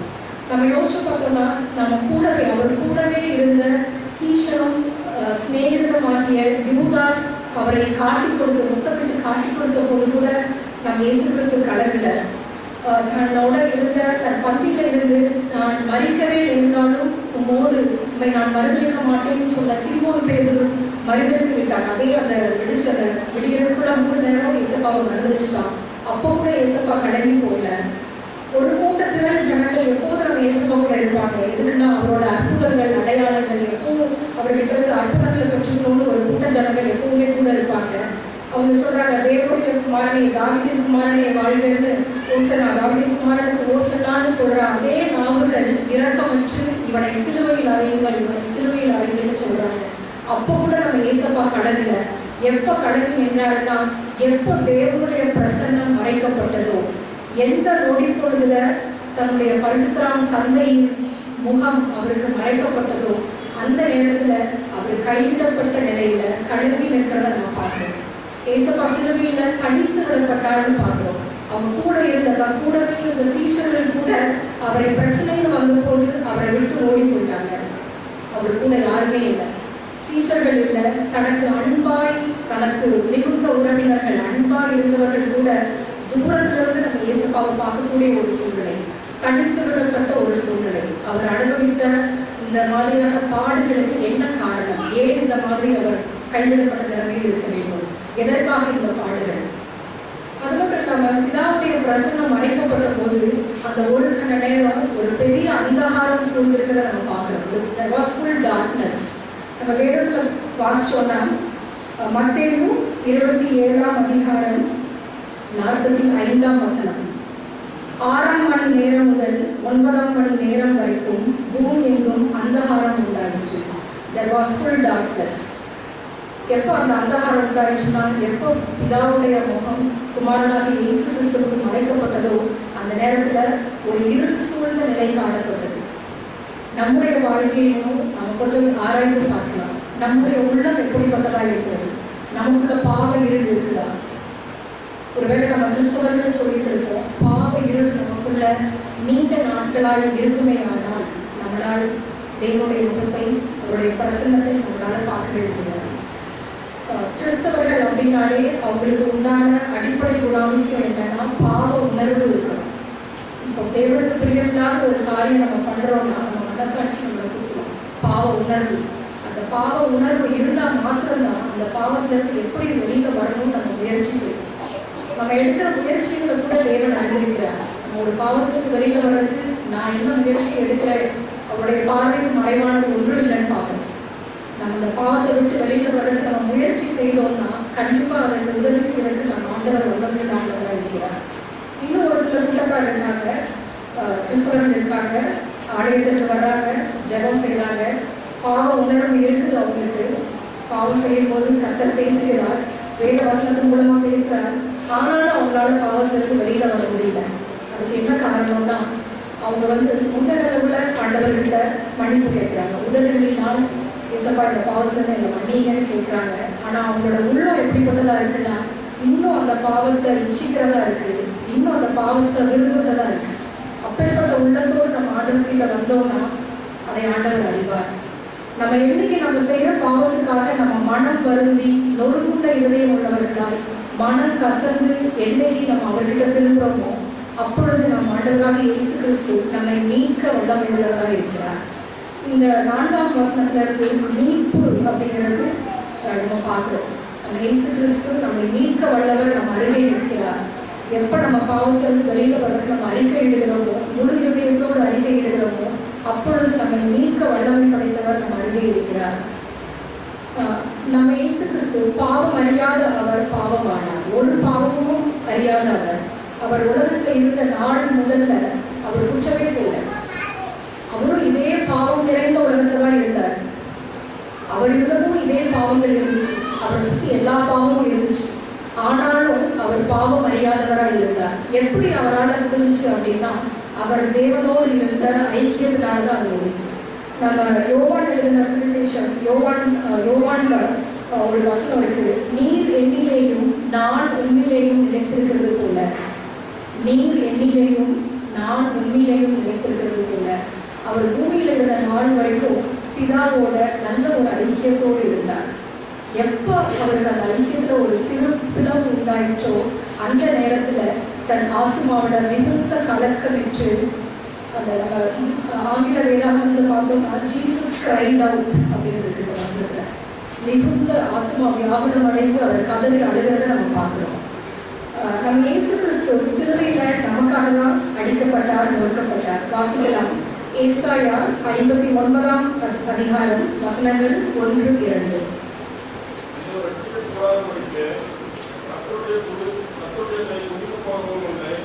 கேட்கக்கூடாதபடிக்கு அவருடைய செவி மந்தமாகவும் இல்லை. உங்கள் அக்கிரமங்களே உங்களுக்கும் உங்கள் தேவனுக்கும் நடுவாக பிரிவினை உண்டாக்கிவிட்டது. உங்கள் பாவங்களே வெளிப்படாதபடிக்கு அவருடைய முகத்தை மறைக்கிறது. உங்கள் அக்கிரமங்களில் உங்களுக்கும் தேவனுக்கும் நடுவாக பிரிவினை உண்டாகிறது. நம்ம பண்ற அக்கிரமம் தான் நமக்கும் தேவனுக்கும் பிரிவினையா இருக்கு. இந்த பிரிவினையை சரி பண்றதுக்காக தான் ஒரு பாவம் அறியாத நம் இயேசு கிறிஸ்து சிலுவையிலே கைவிடப்பட்ட நிலைமையிலே ஒப்பு கொடுக்கப்பட்டார். வாசிக்கலாம். ஏசாயா 53ஆம் அதிகாரம் வசனங்கள் 5, 6.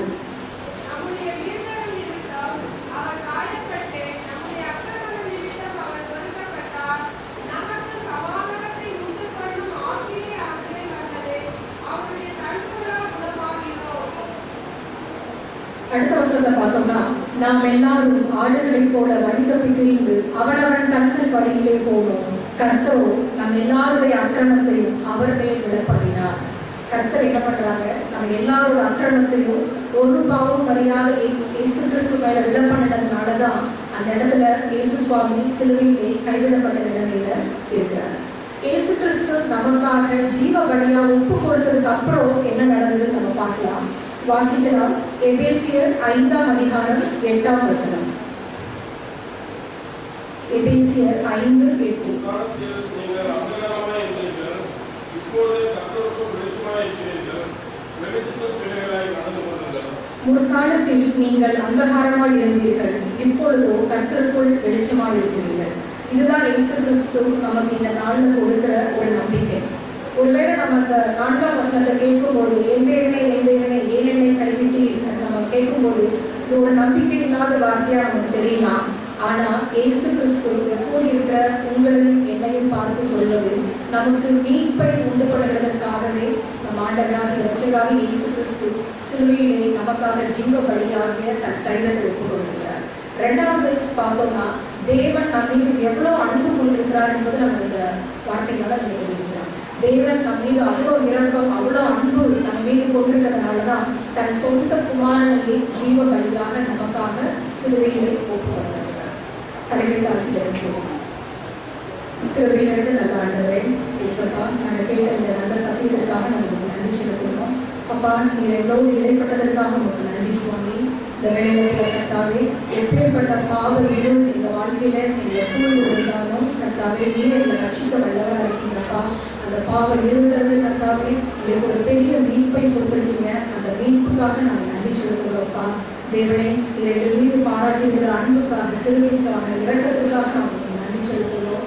இந்த வேலையிலப்பா ஒப்பு கொடுத்த ஒவ்வொரு ஆத்மாக்களும் இந்த கரங்களில் கொடுக்கிறோம். அவங்களுக்கு தேவை பலத்தை நீங்க தாங்க இயேசு சுவாமி. தொடர்ந்து கர்த்தாவே உங்களுடைய நிலைத்திருக்கக்கூடிய ஜீவித்தை கண்டுவிட்டுருக்காங்க. மீதியான நேரத்தில் எங்களோடு இருக்க மீட்பு லட்சணமாகி இயேசு கிறிஸ்து நாமத்தில் கேட்கிறோம். ஜீவன நடக்கிறேன்.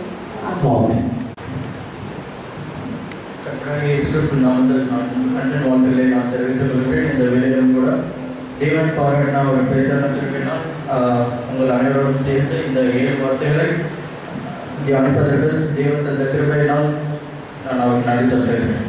இந்த நேரத்திலும் கூட நாம் யோவான் 19ஆம் அதிகாரம் 28வது வசனம் மற்றும் 29 வசனத்தில் உள்ள ஒரு சில ஆழ்ந்த சத்தியங்களை தியானிக்க இருக்கிறோம்.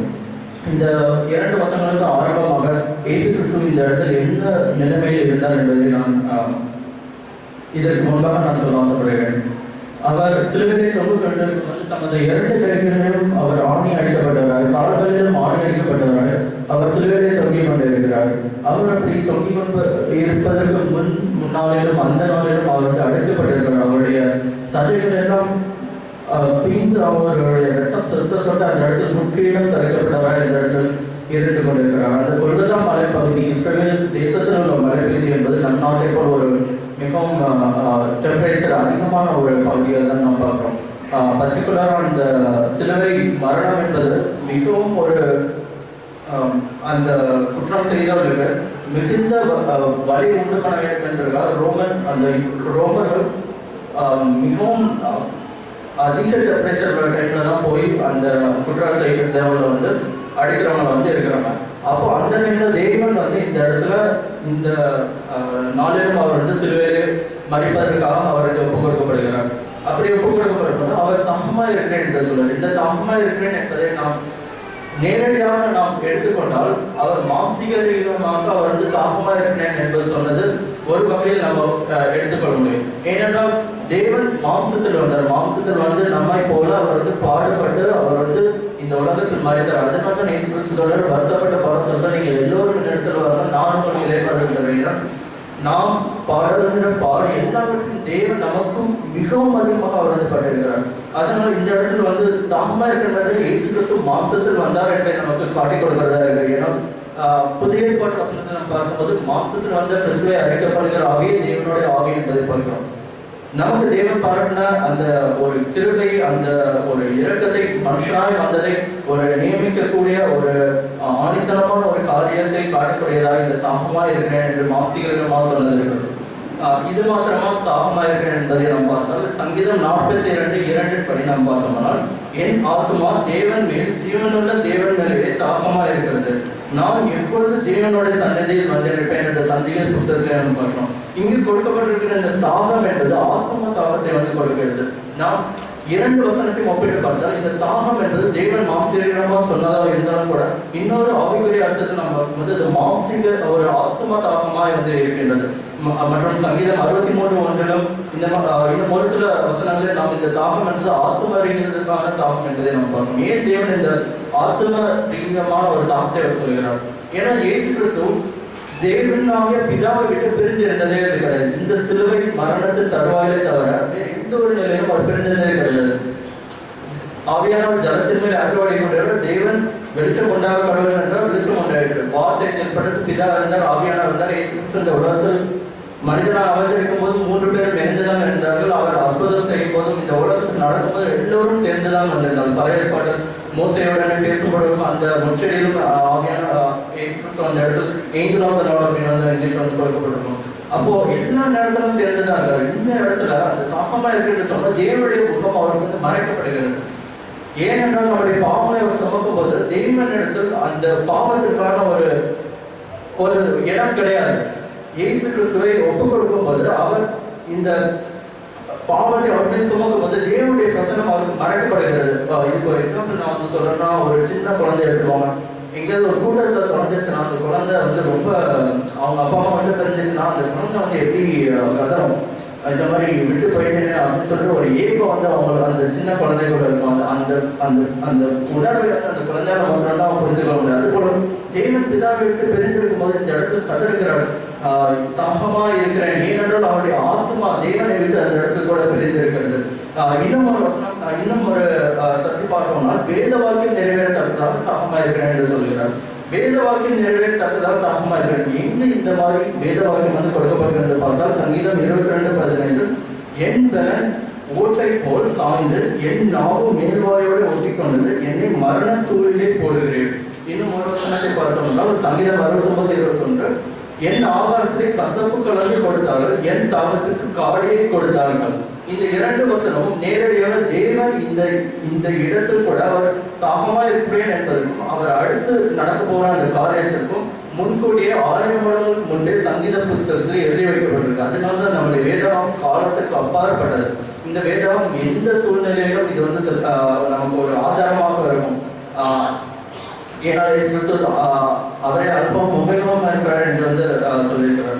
ஸோ அதே போல ஏசாயா 53:அதிகாரத்தில் கூட சிலுவை பாடை கொடுத்து நமக்கு முழுமையாக கொடுக்கப்பட்டிருக்கு. அதன்படி தேவன் இந்த வேத வாக்கியம் நிறைவேறத்தக்கதாக இந்த தாகமா இருக்கிறேன் அவருடைய அந்த பிசிக்கலான ஒரு பெண் எப்படி இருக்கின்றதோ விவரிச்சு வந்து முன்னாடி கொடுத்துருக்காங்க. அதனால அவங்க வந்து வேத வாக்கியம் நிறைவேறத்தக்கதாக தாகமா இருக்கிறேன் என்று சொல்கிறார். அதே போல பழைய பாடலில் நம்ம பார்த்தோம் பல காரியங்கள் இயேசுவை முன்குறித்து தான் வந்து இருக்கும். நாம் அடுத்த வசனத்தை வந்து வாசிக்கலாம். யோவான் 19:29 வந்து கொடுத்திருக்க காடி நிறைந்த பாத்திரம் அங்கே வைக்கப்பட்டிருந்தது. அவர்கள் கடற்காலனை தோய்த்து ஈசோப்பு தண்ணீரை மாட்டி அவர் வாயின் இடத்தில் நீட்டி கொடுத்தார்கள். ஒரு சிலுவை இருக்குன்னா இயேசு கிறிஸ்து வந்து அந்த சிலுவை மரத்துல வந்து தொங்கி கொண்டு இருக்கிறார். அந்த தொங்கி கொண்டு இருக்கும் போது தாகமா இருக்கிறேன் என்று சொல்கிறார். தாகமா இருக்கும் போது ஒரு கடற்காலனை தோய்த்து காடிலே தோய்த்து இயேசுக்கு நேராக நீட்டுகிறார்கள். ஈசோப்பு தண்ணீரை மாட்டி நீட்டுகிறார் என்று வந்து கொடுக்கப்பட்டிருக்கு. இந்த காடி நிறைந்த பாத்திரம் ஏன் அங்கு வைக்கப்பட்டது? முதலாவது இந்த யூதர், இந்த ரோமன் சோல்ஜர்ஸ் இந்த சிலுவையில் அடிக்கிறது வந்து அவங்களுக்கு வந்து ஒரு ரெகுலரான ஒரு காரியம். எப்பயும் அவங்க பண்ண முடியாது. எத்தனை பேர் வந்து அவங்க ரோமன்ஸ்க்கு விரோதமாக இருக்கிறவங்களும் எல்லாத்தையும் இந்த மாதிரி தான் அவங்க வந்து கொலை செஞ்சிருந்தாங்க. அப்போ அவங்க கொடுக்கப்பட்ட காரியம் என்னன்னா அவன் சாகிற வரைக்கும் நீ வந்து நிற்கிறோம். அப்படி ரெகுலராக அவங்க பண்ணிட்டு இருக்கனால இவங்க வந்து என்ன பண்ணுவாங்கன்னா இந்த காடு நிறைந்த பாத்திரம் என்றது இங்கிலீஷ்ல வந்து சவர்மன் இல்லைன்னா வினிகர் அப்படின்ற ஒரு பதார்த்தத்தை வந்து எடுத்துட்டு வராங்க. இது வந்து அவங்களுக்கு ரெகுலராக யூஸ் பண்றவங்க. இந்த வினிகர் வந்து என்ன பண்ணுவாங்கன்னா அவங்களுக்கு அந்த காலத்துல ஆர்ஓ வாட்டர் எதுவுமே கிடையாது. அப்போ அவங்களுக்கு கிடைக்கிற தண்ணி கிருமி உள்ளதா கிருமி இல்லாததான்னு தெரியாது. இந்த வினிகரோட தன்மை என்னன்னா தண்ணியோட சேர்த்து வந்து குடிக்கும்போது எல்லா விதமான அந்த கிருமிகளையும் வந்து கொண்டு அவங்களுக்கு ஒரு உடம்பு செல்லாமல் போகிறதுக்கு யூஸ் பண்ணுற ஒரு பதார்த்தம் தான் வந்து இந்த காடி நிறைந்தது. அதனால அது வந்து கசப்பு நிறைந்த தண்ணீர் வந்து கொடுக்கப்பட்டிருக்கு. இதை வந்து நம்ம எடுத்து பார்த்தோம்னா அங்கே இருக்கிற யாரோ ஒருத்தர் வந்து இயேசுக்கு வந்து நேராக இந்த காடியில் இருக்கிற தண்ணியை கடற்காலம்னா என்னன்னா அது வந்து ஸ்பான்ஸ் மாதிரி அது வந்து உறிஞ்சிக்கோட தன்மை வந்து கொண்டது. அதை தொழில் இயேசுக்கு நேராக ஈசோப்பு தண்ணியை மாட்டி நீக்கிறார்கள். இங்கே எவ்வளோ ரோமன் சோல்ஜர்ஸ் பண்ணாங்க இல்லை அவங்க எவ்வளோ யாராவது பண்ணாங்கன்னு ஸ்பெசிஃபிக்காக நமக்கு வந்து இல்லை அவர்கள் அப்படின்னு தான் வந்து கொடுக்கப்பட்டிருக்கு. அப்போ இது ஒரு அவர் தாமான் என்று சொல்லும்போது அவருடைய நிலைமை உணர்ந்து ஒருத்தர் வந்து கொடுக்குறோன்னா இல்லை ஏதம் செய்யப்படியாக நமக்கு வந்து அந்த இடத்துல கொடுக்குறானா என்பது நமக்கு வந்து வேதத்தின்படி நமக்கு வந்து சரியாக தியானிக்க முடியல. இருந்தாலும் நமக்கு பார்க்க வேண்டிய ஒரு காரணம் ஈசோப்பு தண்டை. இந்த ஈசோப்பு தண்டை பற்றி நம்ம எங்கே வந்து பார்க்கணும்னா பஸ்கா பண்டிகைகளை நம்ம வந்து பார்க்குறோம். பஸ்கா பண்டிகை எங்க அனுசரிக்கப்பட்டது? முதலாவதாக இஸ்ரவேல் மக்கள் எகிப்து தேசத்திலிருந்து வெளியே வரும்போது அவங்களுக்கு வந்து இந்த பஸ்கா பண்டிகையை வந்து ஆசரிக்கிறாங்க.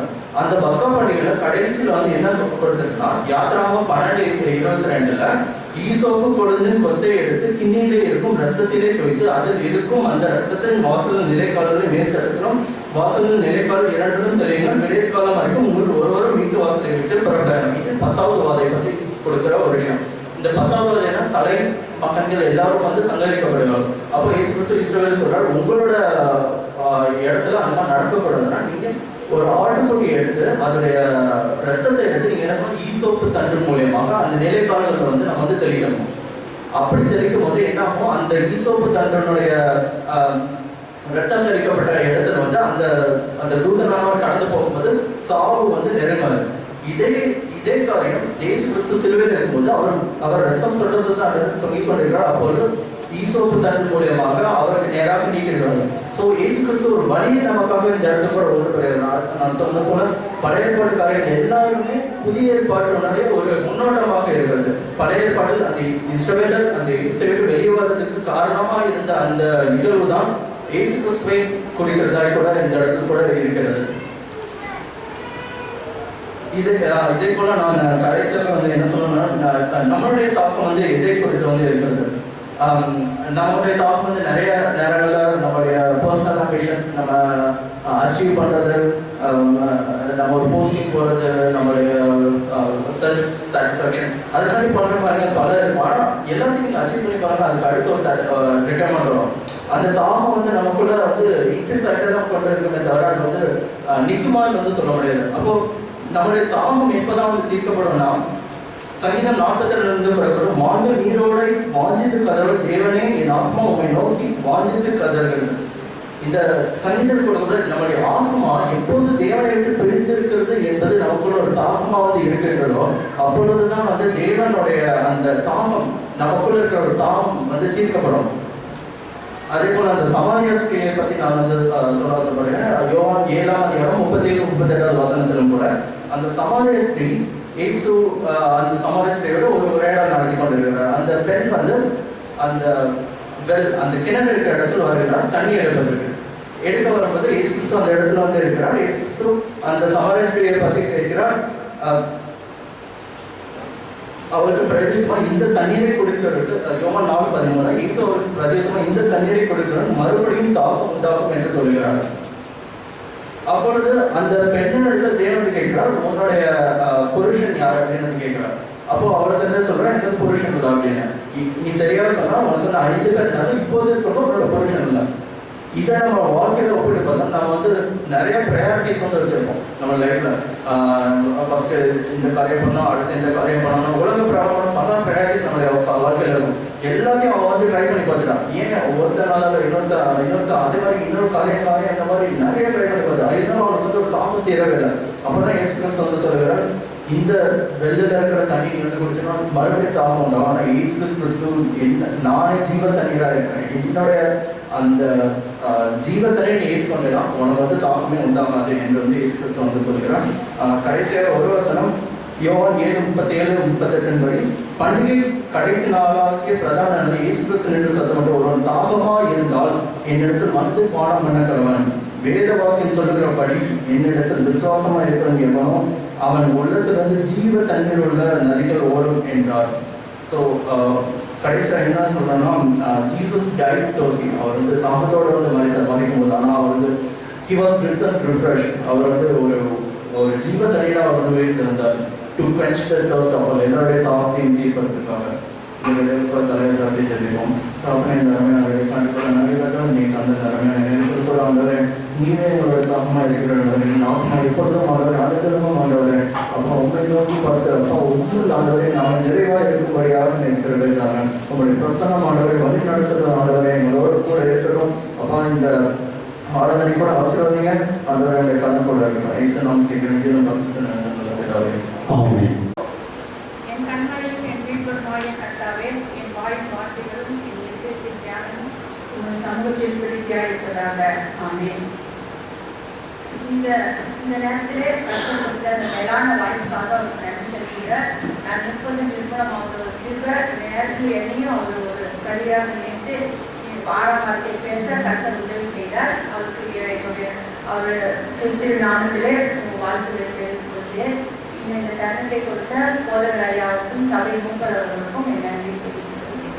6வது வார்த்தை, இயேசு கிறிஸ்து கல்வாரி சிலுவையிலே கூறின 6வது வார்த்தை முடிந்தது என்று ஏன் அவர் சொன்னார் என்றால், இயேசு கிறிஸ்து தன் பிதாவின் சித்தத்தை செய்து முடித்ததையே குறிக்கிறது.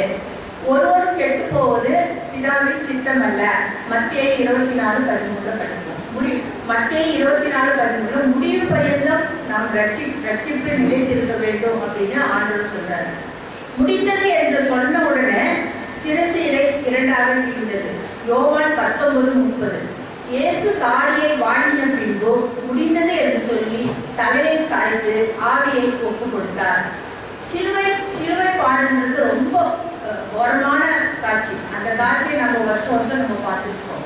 ஆனால் அந்த சிலுவை மரணம் வந்து அவர் சிலுவை மரணம் பரியலும் அவர் கீழ்ப்படிந்தவராகி தன்னை தான் அவர் தாழ்த்தினது போல நாமும் அவருக்கு ஒப்பு கொடுத்து இந்த வார்த்தையை நம்ம சிந்தனையெல்லாம் ஒருமுகப்படுத்திவிட்டு நம்ம சிந்தனை வந்து ஆவிக்குரிய சிந்தனையில நம்ம கூர்ந்து இந்த 6வது வார்த்தையை கவனிப்போம்.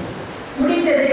யோவான் 19:30 முடிந்தது என்ற வார்த்தை ஒரு சின்ன வார்த்தை தான், ஆனா அது ஒரு வெற்றி பெறும் விதமான வார்த்தை. 5 வார்த்தைகளை நம்ம கேட்டோம், ஆனா இந்த 6வது வார்த்தை வந்து ஒரு சின்ன வார்த்தை தான், ஆனா அதுல ஆழமான சத்தியம் இருக்கிறத நம்ம வருஷம் நம்ம கேட்கிறோம். இருந்தாலும் அது ஒரு வெற்றி பெறும் விதமான முழு இந்த வார்த்தை. இந்த வார்த்தை வந்து ஜெய கம்பீரமான வார்த்தை. இப்போ மகிழ்ச்சியான நிறைவு தரும் வார்த்தை. இப்போ ஒரு நோயாளி வந்து உயிருக்காக போராடி கொண்டிருக்கிறாங்க. அப்போ அவருக்கு ஆப்ரேஷன் பண்ணி முடிச்ச உடனே டாக்டர் வந்து என்ன சொல்வாரு, சக்சஸ் ஆயிடுச்சு, முடிந்தது அப்படின்ட்டு ஒரு வெற்றி அவர் முகத்துல வந்து வெற்றி. ஆரம்பத்துல வந்து கஷ்டமா இருந்தாலும் முடிவு சம்பூர்ணமா இருக்கிறபடி அந்த டாக்டர் வந்து ஒரு எவ்வளவு மன மகிழ்ச்சியா சொல்றாரு. அதே போலதான் ஆண்டவராக இயேசு கிறிஸ்து அந்த வார்த்தையை வந்தது முடிந்தது என்று ஒரு வெற்றி பெறும் விதமா அவர் வந்து சிலுவையில கூறினதை நம்ம பார்த்தோம். அதே போல ஒரு ஒரு அரசன் வந்து யுத்தத்துக்கு போறான். அவன் வந்து யுத்தத்துக்கு போயிட்டு அவன் ஜெயிச்சுட்டு வந்த உடனே அவனுக்கு தோல்வி கிடைக்காம ஜெயம் கிடைச்சிச்சுன்னா அவன் எவ்வளோ அந்த ஜெயத்தை அவன் வந்து முடிந்தது என்று அப்படின்ற அந்த மன்னன் முகத்துல எவ்வளோ மகிழ்ச்சி இருக்கிறது. அது போலதான் அதே மாதிரி ஒரு பெண்ணு வந்து பிரசவ வேதனை படும்போது எவ்வளோ கஷ்டப்படுவாங்க. ஆனா அந்த குழந்தை பிறந்து அந்த குழந்தை முகத்தை பார்க்கும்போது அவங்களுக்கு எல்லாமே மறந்து அப்பாடா முடிந்தது அப்படின்ட்டு ஒரு பெருமை சொல்லுவாங்க. அதே போலதான் ஆண்டவர் வந்து அந்த முடிந்தது என்ற வார்த்தையை வந்து ஒரு நம்மளுக்கு சொல்றாரு. அதே போல ஒரு சிற்பி வந்து பல ஆண்டுகளாக ஒரு சிலையை வந்து செதுக்கிட்டே இருப்பாரு. அப்போ வந்து சிலை முடிஞ்ச உடனே அவர் ஒரு மன நிறைவுடனே முடிந்தது என்று அந்த சிற்பி சொல்லுவார். அதே போலதான் உலக பிரமாணமா எல்லாரும் அந்த முடிந்தது என்ற வார்த்தைக்கு ஒரு உற்சாகமா எல்லாருமே சொல்லுவாங்க. அதே போலதான் ஆண்டவராக இயேசு கிறிஸ்து வந்து அந்த சிலுவையில வந்து முடிந்தது என்று ஒரு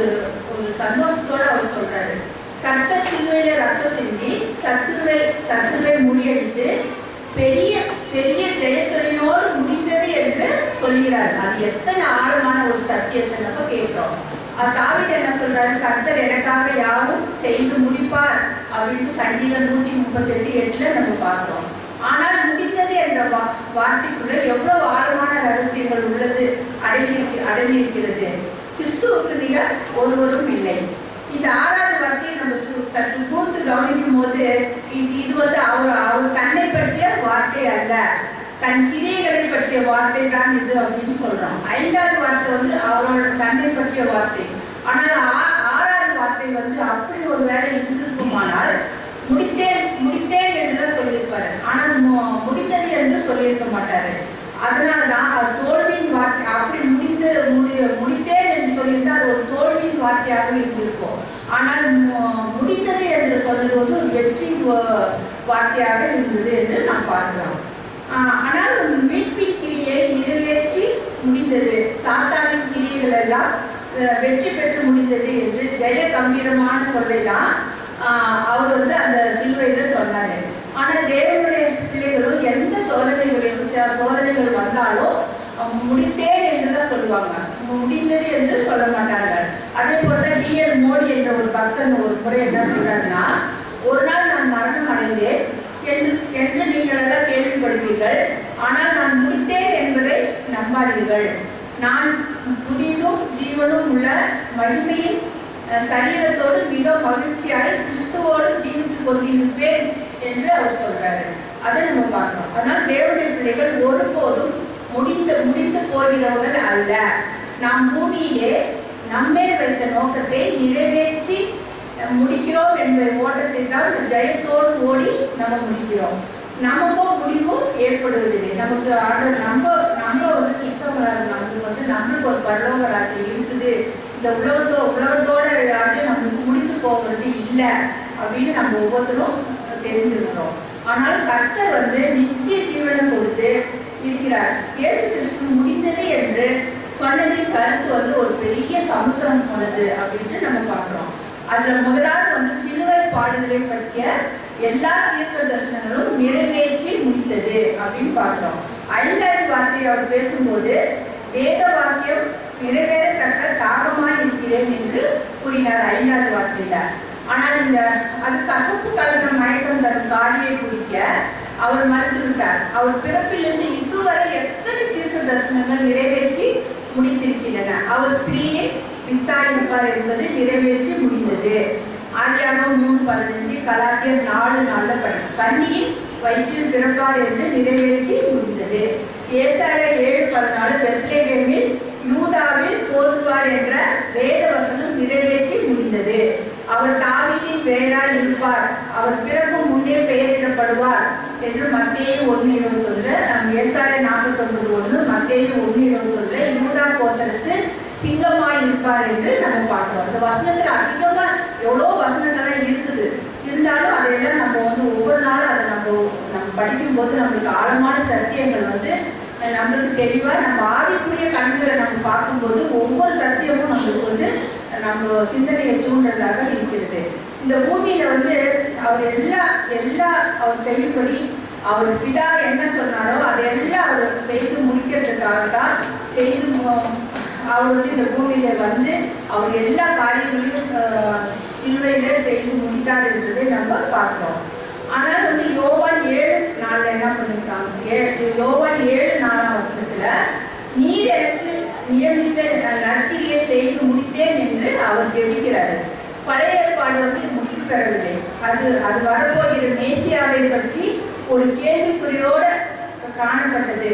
அதை முடித்து வைக்க கிறிஸ்து சிலுவையிலே வெற்றியோடு முடிந்தது என்று அவர் முடித்து வைத்தார் என்பதை நம்ம பார்க்கிறோம். 2வது வந்து அவரது சரீர பாடுகள் வந்து முடிந்தது. கிறிஸ்துவின் சிலுவை பாடுகள் எத்தனை கொடூரமானது இருந்திருக்கும் என்று நம்ம யோசித்து பார்க்கலாம். ஆனால் அவர் ஆத்மா வந்து வியாகுலம் கொண்டது, ஆவியில அவர் கலங்கினது. எஸ்ஸமன தோட்டத்தில கிறிஸ்து என் ஆத்மா மரணத்துக்கு ஏதுவான துக்கம் கொண்டிருக்கிறது. மத்தேயு 26:38 அவர் ஆத்மா வேதனை அடைந்திருக்கும் அப்படின்ற வசனத்தை நம்ம பார்க்கிறோம். சங்கீதம் 22:12-14 பிதாவின் கைகளில் ஆவியை ஒப்புவிக்க போகிறேன் என்று சொல்றாரு. கிறிஸ்துவின் சரீர பாடுகள் எல்லாம் இந்த சிலுவையில இதோட முடிந்தது. 6 மணி நேரம் சிலுவையின் தொங்கின பாடுகள் எல்லாம் முடிந்தது என்று அவர் சொன்னாரு. 3வது பூரண பலி செலுத்தப்பட்டு முடிந்தது. கிறிஸ்து பூமிக்கு இறங்கி வந்த நோக்கமே தன்னை பலியாக ஒப்பு கொடுத்து பாவ மன்னிப்பை உலகுக்கு தந்தரும்படியாகத்தான் அவர் இந்த உலகத்துக்கு வந்தார் என்று வேதம் நம்மளுக்கு திட்டவட்டமா சொல்லுகிறது. ரத்தம் சிந்துதல் இல்லாமல் பாவ மன்னிப்பு இல்லை.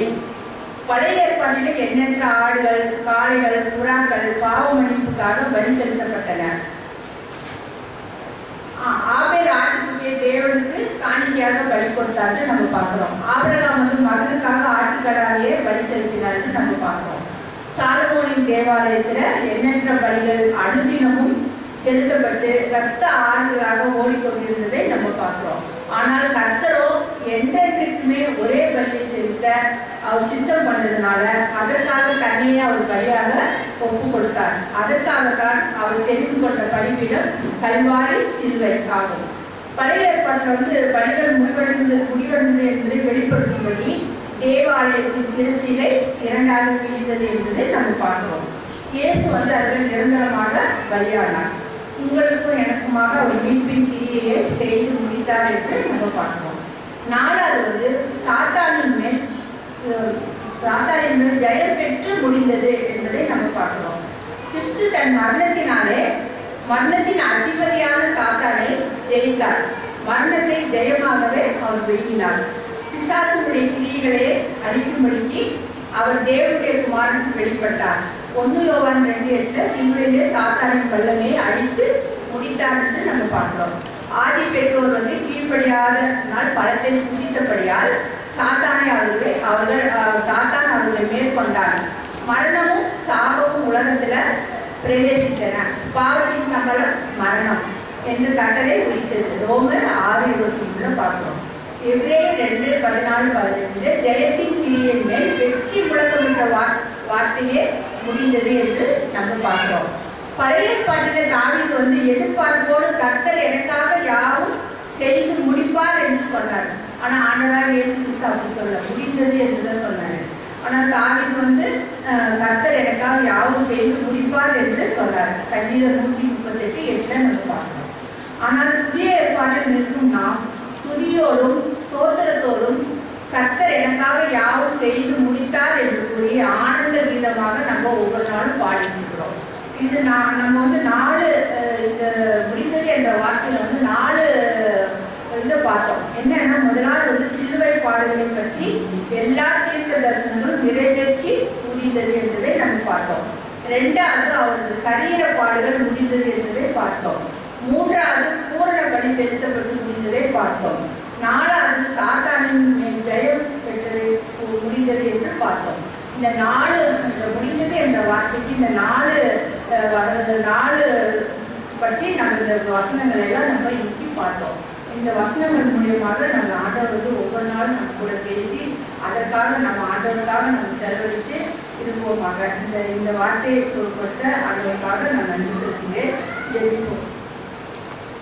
எங்களை நேசிக்கிற நல்ல ஆண்டவரே, அருமையான இந்த நாளுக்காக நன்றி செலுத்துகிறோம். இந்த நாளிலும் நீர் எங்களை 6வது வார்த்தையை பேச விட்டு செய்து சிலுவையில் முடிந்த ஒவ்வொரு வார்த்தைகளையும் நீர் எங்களோட பேசினதற்காக உங்களுக்கு நன்றி செலுத்துகிறோம். இந்த வார்த்தையை நீர் பேச நீங்கள் உதவி செய்கிறீர்கள். அதற்காக உங்களுக்கு நன்றி செலுத்துகிறேன். என்னை தாழ்த்துகிறோம், உண்மை உழைக்கிறோம். உண்மை நாமும் மையப்பட இயேசுவின் மூலம் ஜெபிக்கிறோம் நல்ல பிதாவே. முடிந்த கடைசி வார்த்தை 7ஆம் வார்த்தையை நம்ம தியானிக்க போகிறோம். இவ்வளோ நேரம் நம்ம ரொம்ப பொறுமையாக இருந்து கடவுள் கேட்டு உதவி செய்திருக்கிறார். நம்பிக்கை மதிப்பு உண்டாகட்டும். ஃபேன் கடையில் இருக்கிறவங்கலாம் ரொம்ப ஆசீர்வாதமானவர்கள். தூக்கத்தை கண்ட்ரோலே பண்ண முடியாத கஷ்டப்பட்டு வேலை உட்காந்துட்டு இருக்கோம். புரியுது. இன்னும் கடைசி வார்த்தை தான். நான் 2 மணி நேரத்துக்குள்ள முடிச்சிருவேன். நம்ம வீட்டுக்கு போயிடலாம். சரியா, கவலைப்படாதீங்க.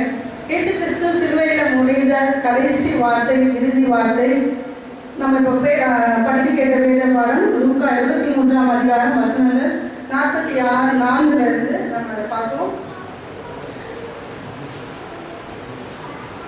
இந்த கடைசி வார்த்தையில தேவன் என்ன பண்றாரு, 46ல சொல்றாரு, இயேசு பிதாவே உங்களுடைய கைகளில் என் ஆவியை ஒப்புவிக்கிறேன் என்று மகா சத்தமாய் கூப்பிட்டு சொன்னார். இப்படி சொல்லி ஜீவனை விட்டார்.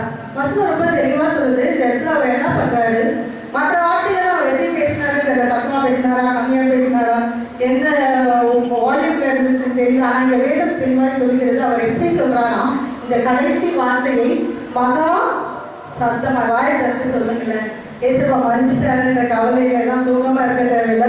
மறித்தவர் உயிரோடு இருக்கிறார். இப்போதும் அந்த மத்தியில நம்ம என்ன பண்றாரு, நம்ம மத்தியில் அவர் அசைவாடி கொண்டிருக்கிறார். நம்ம மத்தியில தான் இருக்கிறாரு.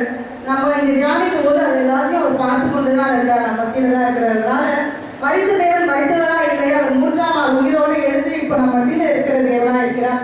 உற்சாகமா இருக்கலாம், கருப்பு ட்ரெஸ் போடலாம், ஐயோ சோகமான நாள், கஞ்சி குடிக்கிற நாள்லாம் கிடையாதுங்க. விருந்து சாப்பிடுகிற நாள். ஏன்னா நம்முடைய பாவங்களை மன்னித்து நம்ம எல்லாரையும் பசுத்தவான்களாய் அவர் என்ன பண்ணின நாள், இது மாற்றின நாள். அதை நம்ம கொண்டாடதான் செய்யணும், தவிர கவலைப்பட வேண்டிய அவசியம் இல்லை. சொல்லலாம் தேவன் என்ன பண்றாரு, உற்சாகம் அவர் வந்து மகா சத்தமாய் சொல்கிறார். என்ன சொல்றாரு சொல்லுங்களேன்.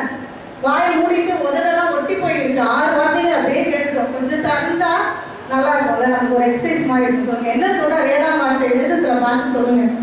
46ஆம் வசனம் படிக்கல. பிதாவே உங்களுடைய கரங்களில் என் ஆவியை ஒப்பு கொடுக்கிறேன். தேவன் என்ன பண்றாரு, பிதாவின் இடத்துல செய்கிற கடைசி ஜெபமாக நம்ம அதை பார்க்கிறோம். இல்ல முதலாவது அவர் வந்து தன்னை சுற்றி இருக்கிறவர்கள், தன்னை துன்புறுத்துறவர்களுக்காக அவர் என்ன பண்றாரு, பிதாவை இவர்களை மன்னியும் என்று பிதாவை நோக்கி வேண்டுதல் செய்கிறார். அதே மாதிரி தன்னுடைய இறுதி வார்த்தையை அவர் என்ன பண்றாரு, பிதாவை நோக்கி வேண்டுதல் செய்யறாரு. என்ன சொல்றாரு, பிதாவே இந்த கரத்துல ஒப்பு கொடுக்கிறார். தன்னுடைய ஆவியை அவர் ஒப்பு கொடுக்கிறதே நம்ம பார்க்கிறோம். பொதுவாகவே ஒரு மனுஷன் இறக்கும் போது நம்ம என்ன சொல்லுவோம், ஒரு சாவுக்கு நம்ம போறோம், இல்லை யாரோ நமக்கு தெரிஞ்ச ஒரு உறவினர், நம்மளுடைய அப்பாவோ இல்லை நம்மளுடைய மாமா மச்சான் அத்தை யாரோ தெரிந்தவர்கள் இறக்குறார்கள். ஒரு மரணத்துக்கு நம்ம போகும்போது நம்ம அப்ப என்ன சொல்லுவோம், என்ன கேட்போம், ஃபர்ஸ்ட் எப்படி இறந்தாங்க, இறக்கிறதுக்கு முன்னாடி ஏதாவது சொன்னாங்களா. இப்போ அது வந்து ஒரு அமைதியான ஒரு நித்திரையிலே இறந்துட்டாங்க வச்சுக்கோங்களேன். இல்ல சிக்கெல்லாம் இல்லாம கொஞ்சம் நார்மலாவே இறக்குறாங்க. ஒரு மனுஷன் நல்லா பேசிட்டு இருக்காங்க, நல்லா இருக்கிறாங்க, இறந்துறாங்க. அப்போ அவங்க போய் பார்க்கும்போது அந்த வீட்டார் இடத்துல நம்ம கேட்கிற கேள்வி என்ன பேசினாரு, கடைசி என்ன சொன்னாரு, அவர் மனசுல என்ன இருந்துச்சு, அவர் யாரை பத்தி கவலைப்பட்டாரு, இல்ல எதை குறிச்சு பேசினாரு, எதை குறிச்சு சந்தோஷப்பட்டாரு, தன்னுடைய ஜீவன் போறதை பத்தி அவர் ஏதாவது சொன்னாரா, சொத்து எங்க வச்சிருக்கேன்னு சொன்னாரா, அதோடைய சாமி எங்க இருக்குன்னு சொன்னாரா. இந்த மாதிரி நிறைய காரியங்கள் என்ன பண்ணுவோம், கேட்போம். ஏன்னா அவர் அந்த கடைசி வார்த்தையிலிருந்து ஒரு மனுஷன் இறக்கிறதுக்கு முன்பதாக அவர் பேசிய கடைசி வார்த்தையிலிருந்து ரொம்ப ஒரு முக்கியத்துவம் வாய்ந்த ஒரு வார்த்தையா நம்ம கருதுறோம். அதே மாதிரிதான் இயேசு சுவாமி பேசுகிற வார்த்தையும் மிகவும் முக்கியமான ஒரு வார்த்தை. அவர் அதை எப்படி சொல்றாரு, சாதாரண சொல்ல மகா சத்தமாய் உறக்கமாய் அவர் சொல்கிறார், பிதாவே இந்த கரங்களில் நான் என்ன பண்றேன், என்னுடைய ஆவியை ஒப்பு கொடுக்கிறேன். தன்னுடைய கடைசி வார்த்தையாய் அவர் தன்னுடைய ஜீவனை, தன்னுடைய ஆவியை பிதாவிடத்துல ஒப்பு கொடுக்கிறத நம்ம இங்க பார்க்கிறோம். அவருடைய மரணத்துக்கு முன்பதாக 44 வசனம் பார்க்கும்போது, அப்பொழுது ஏறக்குறைய 6ஆம் மணி நேரமாக இருந்தது. 9ஆம் மணி நேரம் வரைக்கும் பூமி எங்கும் அந்தகாரம் உண்டாயிற்று. சூரியன் இருள் அடைந்தது.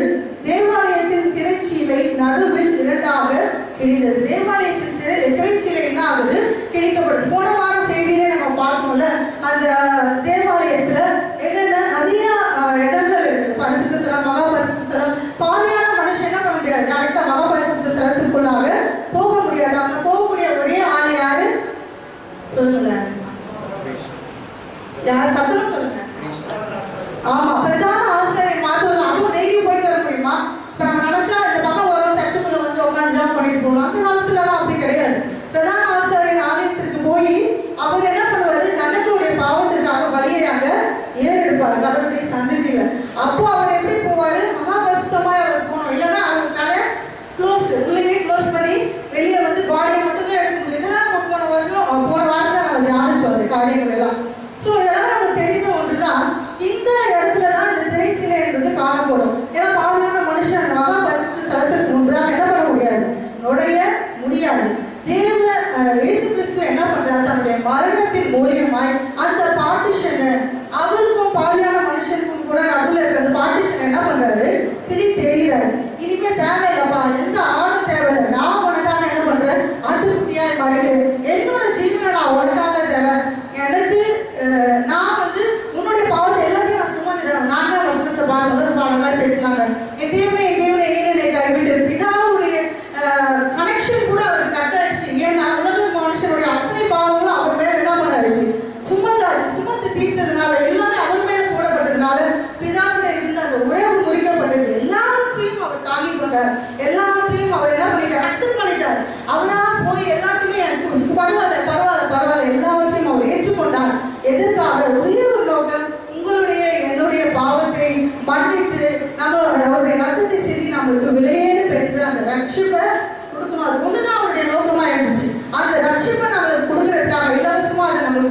கொடுப்பதற்காக.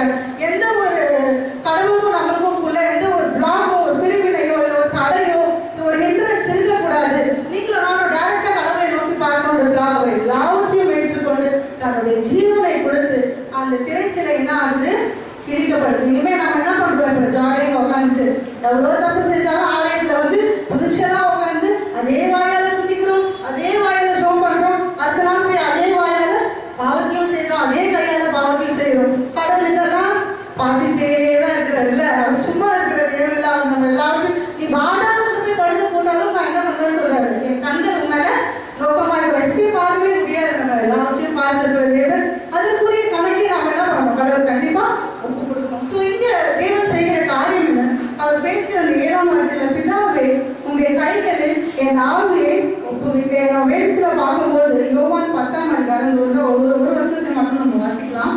யோவான் 10:17-18 வாசி. யோவான் 10:17-18. யோவான் 10:17-18. நான் என் ஜீவனை மறுபடியும் அடைத்துக் கொள்ளும்படிக்கு அதை கொடுக்கிறபடியினால் பிதா என்னில் அன்பாயிருக்கிறார். ஒருவனும் அதை என்னிடத்திலிருந்து எடுத்துக் கொள்ள மாட்டான், நானே அதை கொடுக்கிறேன். நீங்க வேதத்துல நம்ம பார்க்கிறோம், இயேசு கிறிஸ்துவே சொல்லுகிற காரியம் பார்க்கிறோம். என்னுடைய ஜீவனை யாரும் என்கிட்ட என்ன பண்ண முடியாது, பறிக்க முடியாது, யாரும் கொடுக்க முடியாது என்னுடைய உயிரை. ஏன்னா என்னுடைய ஜீவனை நானே தான் என்ன பண்றேன், வாலண்டியரா முன் வந்து நானே தான் என்னுடைய உயிரை கொடுக்கிறேன். இதற்காக இந்த ஜனத்து பாவத்தை சுமந்து தீர்த்து அவர்களுக்கு ரட்சிப்பை கொடுப்பதற்காக நானே வந்து என்னுடைய ஜீவனை கொடுக்கிறேன். அது யாருமே எங்களுக்கு பறிக்கல, நானே தான் வந்து கொடுக்கிறேன். அதை கொடுக்கவும் எனக்கு அதிகாரம் உண்டு, அதை மறுபடியும் எடுத்துக்கொள்ளவும் எனக்கு அதிகாரம் உண்டு. இந்த கட்டளையை என் பிதாவின் எடுத்து பெற்றுக்கொண்டேன் என்றார். ஸோ இந்த இயேசு கிறிஸ்து தெளிவாக சொல்லிட்டு பார்க்கலாம், அவரா வந்து அவருடைய ஜீவனை தன்னுடைய பிதாவின் இடத்துல ஒப்பு கொடுக்கிறார். பிதாவே என்னுடைய கைகளில் என் ஆவியை ஒப்புவிக்கிறேன். ஒப்பு கொடுத்த ஒரு காரியத்தை நம்ம பார்க்கணும். ஏன்னா அவர் வந்த காரியத்தை என்ன பண்ணிட்டார், வந்த நோக்கத்தை முடிந்து விட்டார். நம்ம பார்த்தோம், அவர் வந்த நோக்கம் என்ன, வந்தாரு சும்மா ஒரு ஜாலியா வந்து ஒரு வாழ்க்கை வாழ்ந்துட்டு நிறைய ஒரு கூட்டத்தை சேர்த்துட்டு அவர் ராஜாவா வாழ்றதுக்கோ இல்லை ஃப்ரெண்ட்ஸ் கூட சேர்ந்து பீச்சு பார்த்து தேட்டர் சுற்றுறதுக்கோ அவர் வரல. அவர் வந்த நோக்கம் ரட்சிக்கிறதுக்காக வந்தார். அதை என்ன பண்ணாரு, செய்து முடித்தார். அவர் அவர் பிரசங்கிக்கிறவராய் மாத்திரமல்ல, அதை என்ன பண்ணாரு, வாழ்க்கையில செயல்படுத்தியும் காமிச்சாரு. மற்றவர்களுக்கு இது பண்ணணும், உதவி செய்யணும் அப்படின்னா அவர் அதை செய்தும் காமிச்சாரு. ஒரு சிநேகிதனுக்கு ஒரு மிகுதியான அன்பு என்னன்றது அவர் கொடுக்குற டெஃபினிஷன் என்ன, ஜீவனை கொடுப்பதை காட்டிலும் ஒரு பெரிய அன்பு இருக்க முடியாது. அதையும் அவர் சிலுவையில் என்ன பண்ணாரு, செய்து காமிச்சார். உங்களையும் அவரே எந்த அளவுக்கு நேசித்திருந்தார் அப்படின்னா அதனுடைய உச்சகட்டம் தான் அந்த சிலுவையில் அவர் வெளிப்படுத்தின தன்னுடைய ஜீவனை கொடுத்த அந்த காட்சி. ஸோ அவருடைய ஜீவனை கூட கொடுக்க அவரே முன் வந்து கொடுக்கிறார். எதற்காக, உங்களையும் என்னையும் ரட்சிப்பதற்காக, பாவியாக நம்மளை ரட்சிப்பதற்காக. அவர் வந்து எல்லாவற்றையும் அழகாய் அவர் செய்து முடித்து விட்டு தன்னுடைய பிதாவின் பெயரில் தன்னுடைய ஜீவனை அவர் ஆவியை அவர் என்ன பண்ணுகிறார், ஒப்பு கொடுக்கிறார். மரணம் இந்த உலகத்தில் பிறந்த மனுஷனுக்கு எல்லாருக்குமே நிச்சயம் உண்டு. இன்கேஸ் கடவுள் நம்மளுடைய மரணத்துக்குள்ளாக 2ஆம் வருகை இருந்துச்சுன்னா நம்ம மரணமே இல்லாம பரலோகத்துக்கு போயிடுவோம், அது ஒன்று இருக்கலாம். இல்லை அப்படின்னா உலகத்துல பிறக்கிற எல்லா மனுஷனும் ஒரு நாள் என்னதான் ஆகணும். நீங்க எத்தனை ஹாஸ்பிட்டலுக்கு போனாலும், டெல்லிக்கு போனாலும் சரி, எங்க போனாலும் சரி, தப்பிக்க முடியாது. எவ்வளவு பேர் ஹாஸ்பிட்டலுக்கு போனாலும் சரி, பிறக்கிற மனுஷனுக்கு மரணம்ன்றது ஒரு நாள் ஏற்கனவே நிச்சயிக்கப்பட்ட ஒன்று. ஆனால் இந்த மரணத்துக்கு அப்புறம் முடிவு கிறிஸ்தவர்களுக்கு இல்லை. இல்ல மரணம்ங்கிறது ஒரு முடிவு கிடையாது கிறிஸ்தவனுக்கு, அது இட்ஸ் another beginning. அதுக்கப்புறம் ஒரு வாழ்க்கை அவருக்கு இருக்கு. அது என்ன இருக்குது சொல்லுங்க, மரணத்துக்கு அடுத்த வாழ்க்கை எங்க இருக்கு, ஆயத்தை வந்து பேசுங்க ப்ளீஸ். எங்க நம்மளுக்கு தான் அந்த நிச்சயமே இல்லை, எங்க போவோம் நம்மளுக்கு ஏற்றாரு. இந்த வீடை விட்டா அக்கா வீட்டுல இருந்து தொட்டினாங்கன்னா எங்க போகலாம், அண்ணன் வீட்டுக்கு போகலாம், அண்ணன் வீட்டுல இருந்து தொட்டினாங்கன்னா அப்பா வீட்டுக்கு போகலாம். ஆனா மனித மனித 2 இடம் தான், ஒண்ணு காரணம் இல்ல நரகம். நம்ம நல்லது பண்ணா கடவுள் பிரியமாய் வாழ்ந்தால் பரலோகம், இல்லைன்னா எங்கதான் போகணும், நரகத்துக்கு தான் போகணும். 2 ஆப்ஷன் கடவுள் நமக்கு கொடுத்துருக்காரு. வாழ்ற வாழ்க்கையை நம்ம அழகாய் வாழ்ந்துட்டோம். ஆனா இயேசு கிறிஸ்துவை போல இயேசு கிறிஸ்து கடைசி நேரத்துல எல்லாத்தையும் செய்து கொடுத்து நம்முடைய ஆவியை ஒப்பு கொடுக்கிறார். ஒவ்வொரு நாளும் நம்ம அந்த ஒப்பு கொடுக்கப்பட்ட வாழ்க்கை வாழணும். பரலோகத்துக்கு போற ஒரு குழந்தைய யாரா இருந்தாலும் சரிங்க, நடராத்திரி 5 மணிக்கு 5 மணி நடராத்திரி, எனக்கு நடராத்திரி, உங்களுக்கெல்லாம் காலையில நடராத்திரி ஒரு 2 மணிக்கு வச்சுக்கோங்களேன், எழுப்பி தட்டி எழுப்பி உங்களுக்கு எங்க போகணும் வந்ததுக்கு அப்புறம் அப்படின்னு சொன்னா நீங்க எங்க சொல்றீங்க, பரலோகத்துக்கு போகணும். டக்குனு வாழறோம் மறிச்சு பரலோகத்துக்கு போகணும். அதுதான் நம்ம எல்லாருமே ஆசைப்படுற ஒண்ணு. பரலோகத்துக்கு போகணுன்ற இருந்தா போதாது. ஆனா ஒவ்வொரு நாளும் பரலோக சிந்தை என்ன பண்ணணும் நமக்குள்ளாக இருக்கணும். அந்த இயேசுவை நாம் பார்க்க வேண்டும். அப்படின்னா ஒரு பாவம் எல்லாம் சுமத்தப்பட்டவங்க தன்னுடைய சொந்த குமாரனை கூட கடவுள் என்ன பண்ணிட்டாரு, பார்க்கல, அவருடைய முகம் மறைக்கப்பட்டுச்சு. அப்ப நம்மலாம் எப்படி வாழ்ந்துருக்கோம் அதை யோசிச்சு பாருங்க. நம்மளுடைய வாழ்க்கை எப்படி இருக்கு எனக்கு தெரியாது, பொதுவேற்கு தெரியாது, நம்ம சுற்றி இருக்கவங்களுக்கு தெரியாது, நம்ம பக்கத்துல இருக்கவங்களுக்கு கூட தெரியாது. ஆனா யாருக்கு தெரியும்? இயேசு கிறிஸ்துவுக்கு தெரியும். அவர் முன்பதாக நம்முடைய வாழ்க்கை டிரான்ஸ்பரண்டா இருக்கும், வெளியரங்கமா இருக்கிறது. அவர் பார்த்து கொண்டிருக்கிறார். எனக்கு என்னுடைய மரணத்திற்கு அப்புறம் என்னுடைய வாழ்க்கை எங்க இருக்கும்? பரலோகத்துல என் இயேசுவோடு நான் இருப்பேனா, அவரை நான் துதிச்சு கொண்டு பாடிக்கொண்டு இருப்பேனா, இல்ல நரகத்துல நான் அந்த அக்கினியில நான் வெந்து கொண்டு இருப்பேனா?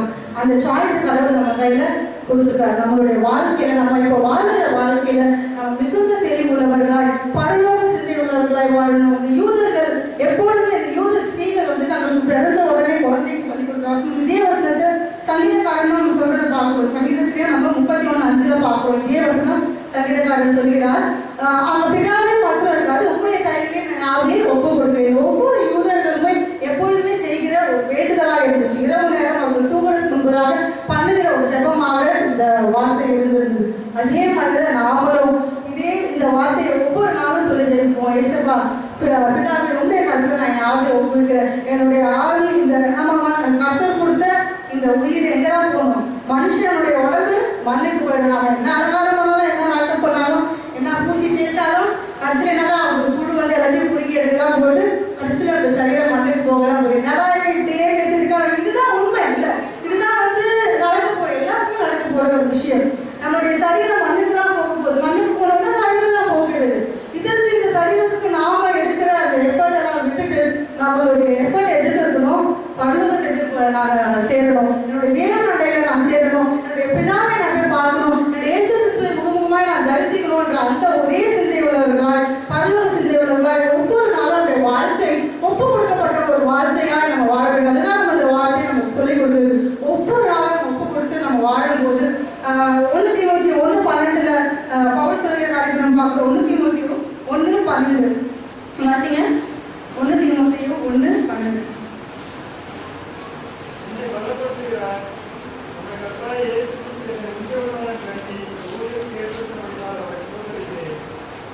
அதுல ஒரு கர்த்தர் வந்து நம்ம வந்து அவர்கிட்ட ஒப்பு கொடுத்ததை கடைசி வரைக்கும் அதை காத்துக்கொள்ள அவர் வல்லமை உள்ள தேவனா இருக்கிறார். நம்ம என்ன கடவுளுக்கு ப்ராமிஸ் பண்றோமோ அதை வந்து நம்ம என்ன கடவுளுக்கு ஒப்பு கொடுக்கிறோமோ அதை கடைசி வரைக்கும் அவர் காத்துக்கொள்ள வல்லவராக. என்னுடைய ஜீவனை என்னுடைய ஆவியை நான் கடவுளுக்கு ஒப்பு கொடுத்திருக்கும் போது கடவுள் என்ன பண்ணுவாரு? கடைசி வரைக்கும் என்னுடைய வாழ்க்கையை அவருக்கு பிரியமாய் வாழ எனக்கு உதவி செய்வார். எனக்கு அதுக்கு அவருடைய பலன் தேவை. என்னுடைய சொந்த முயற்சி, என்னுடைய சொந்த திறமையால என்னால் செய்ய முடியாது. உலகம் பாவமான ஒரு உலகம். வெளியே நீங்க கால் எடுத்து வச்சாலே பாவம் செய்யறதுக்காக நிறைய சூழ்நிலைகள் இருக்கு. அதுவும் வாலிப பிள்ளைகள் இருக்குதான் அப்படின்னு கிடையாது. எந்த வயதிலுமே பாவம் செய்யறதுக்கான சூழ்நிலை நம்மளை சுற்றி இருக்குது. ஆனா அந்த இடத்துலயும் நம்மளை நாம் பரிசுத்தமாய் பாதுகாத்து கொள்ளணும்னா பரிசுத்த ஆவியானவருடைய துணை நமக்கு மிகவும் தேவை. ஒவ்வொரு நாளும் ஒப்பு கொடுத்து நம்முடைய வாழ்க்கையை வாழணும். பரலோக சிந்தை மாத்திரம்தான் நமக்குள்ள அதிகமாய் காணப்படணும். உலகத்தின் சம்பாத்தியங்களை சேர்க்கிறது தப்பில்லை, உலகத்துக்காக பிரயாசப்படுறது தப்பில்லை, சந்தோஷமா இருக்கிறது தப்பில்லை,